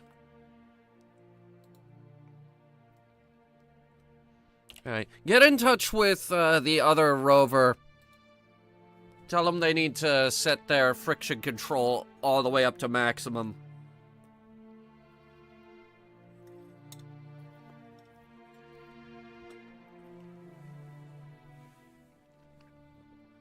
It's the only way we're going to be able to drive on this planet without slip-sliding all over the place.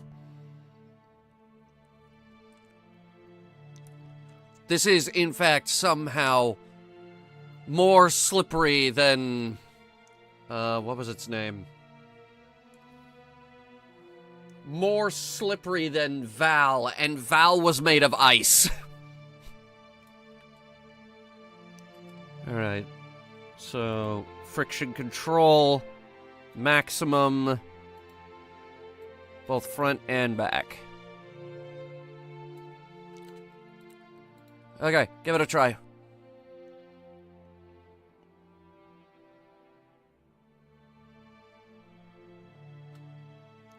Yeah, that's better.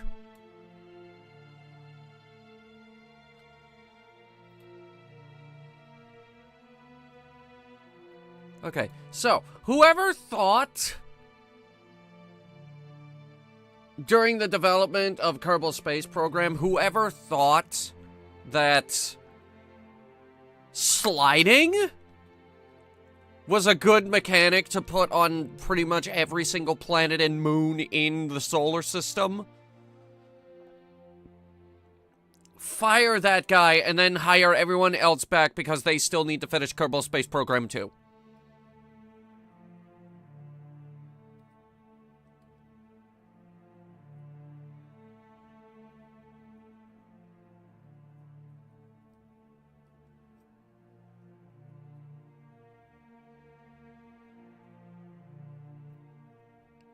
Let's see if it can make the hill.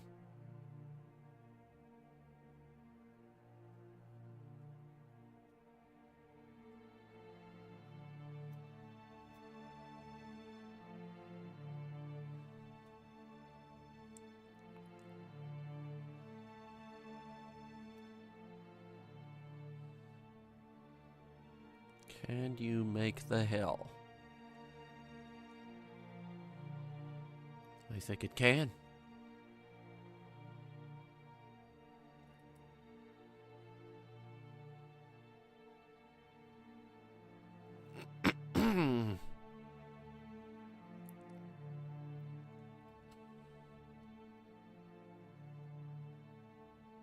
Why can't I hear that thing?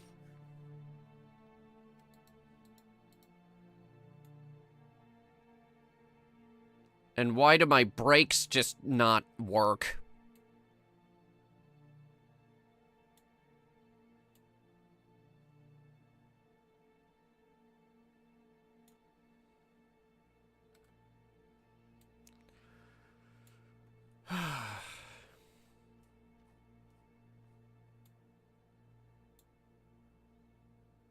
I don't know, that kind of looks like a terrain glitch.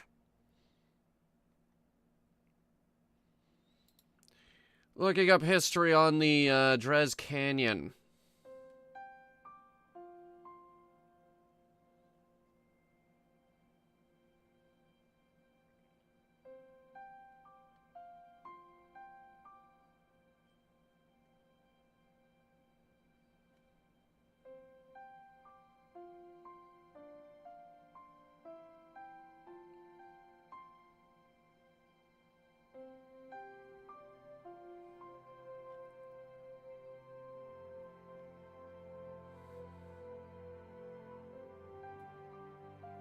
Surface of Drez, several craters. None are very prominent. In total, 42 craters have been positively identified. Another 5 are still awaiting confirmation. How are they still awaiting confirmation? How long has this game been out?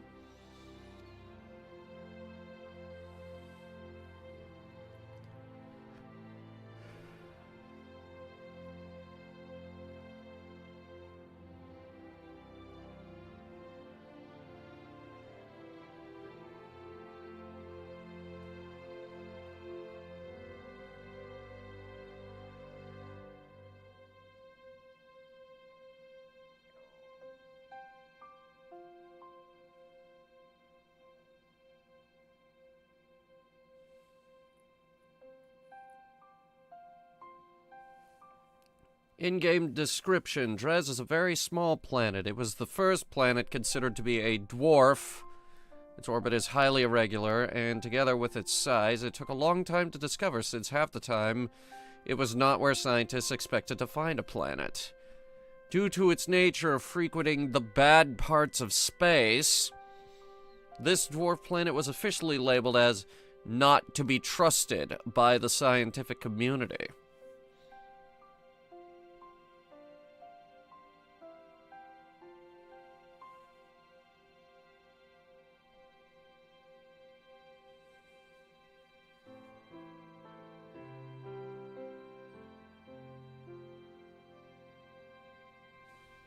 It says it has large patches of what appear to be ice.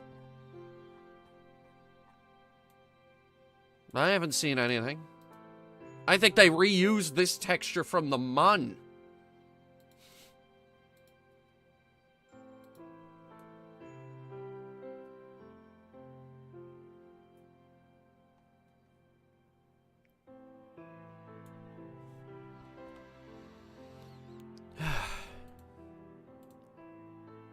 Okay, well, there's just one more thing we gotta do.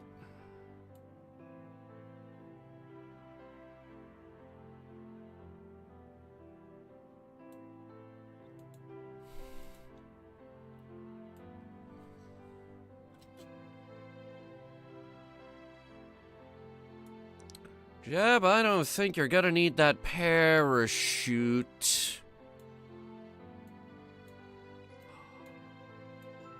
I just had a great idea. Shove it in there, and then crash the lander into the surface. You know, once everyone's back aboard Centaur. It'll be like a trash bin for getting rid of parachutes. 'Cause we hate them. Parachutes are worthless. We don't use them. Russians used to do that. They used to have an ejector seat. And then the pilot would parachute back down from high altitude instead of putting parachutes on the capsule itself. It's real. They used to do it.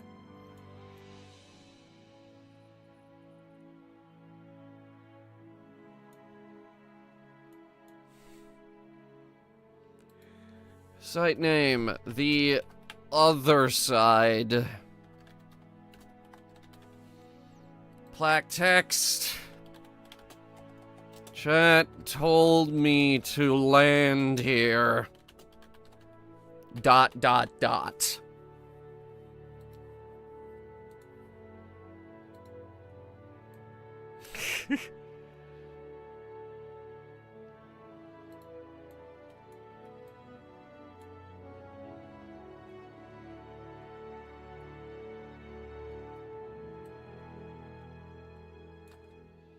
Hey, Jeb, bring us a science kit, will you?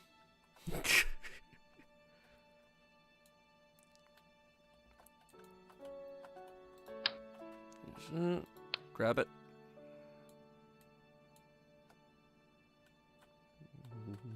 Carry it on over to... Herp. Okay, goodbye. There it goes. Jetpack doesn't want to respond sometimes.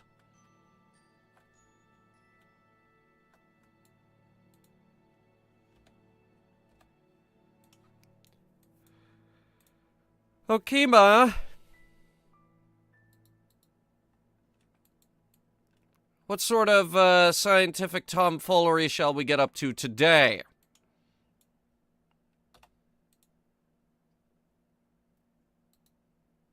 Please tell me we're not going to play golf again. Motherfucker. God damn it. We can't do this on every planet.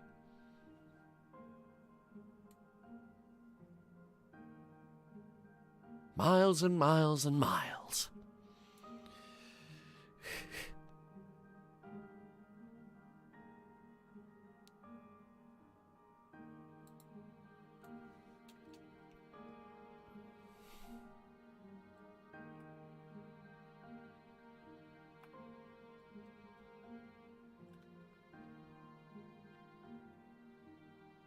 It does test gravity and friction. What? Well, we need more animations. God dang it.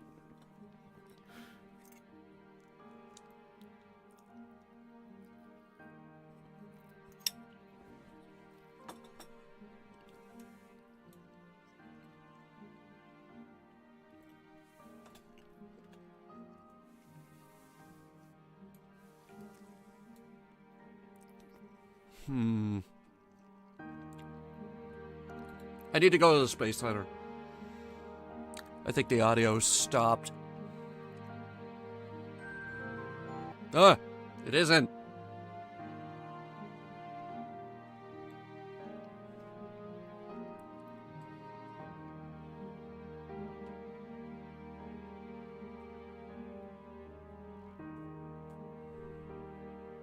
You know, I'm curious about something.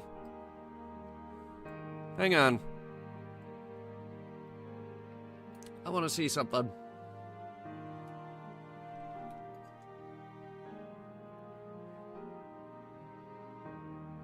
The game crashed.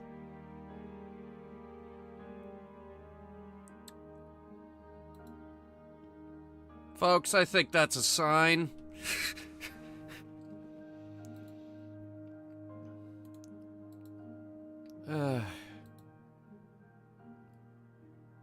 We set out what we came here to do.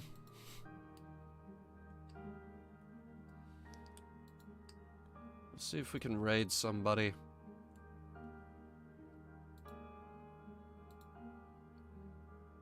It's actually not that late today. There are more people streaming.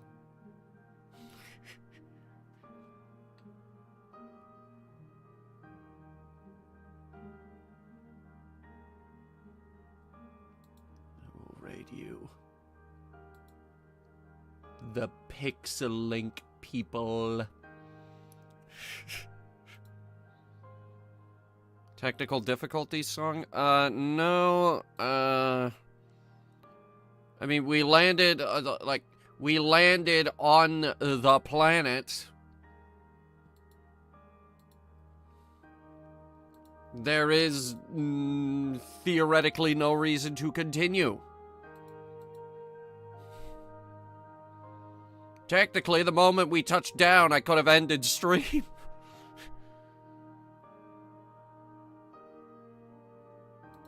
I was waiting for you guys to get bored.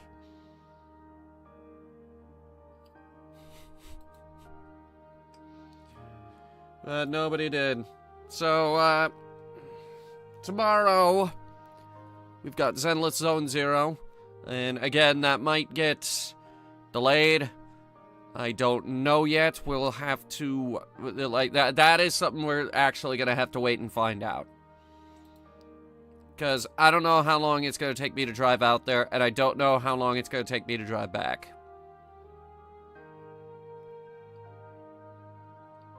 And also, I still have to install the dang game, so... Yeah, well, I'll let you guys know.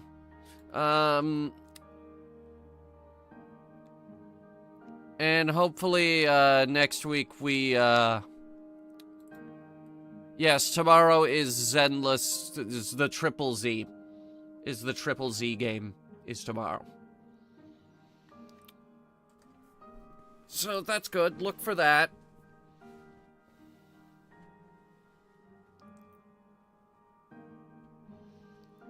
And, I'll let you guys know. Keep an eye on Blue Sky. I'll probably keep you guys updated over there. Have a good night, guys.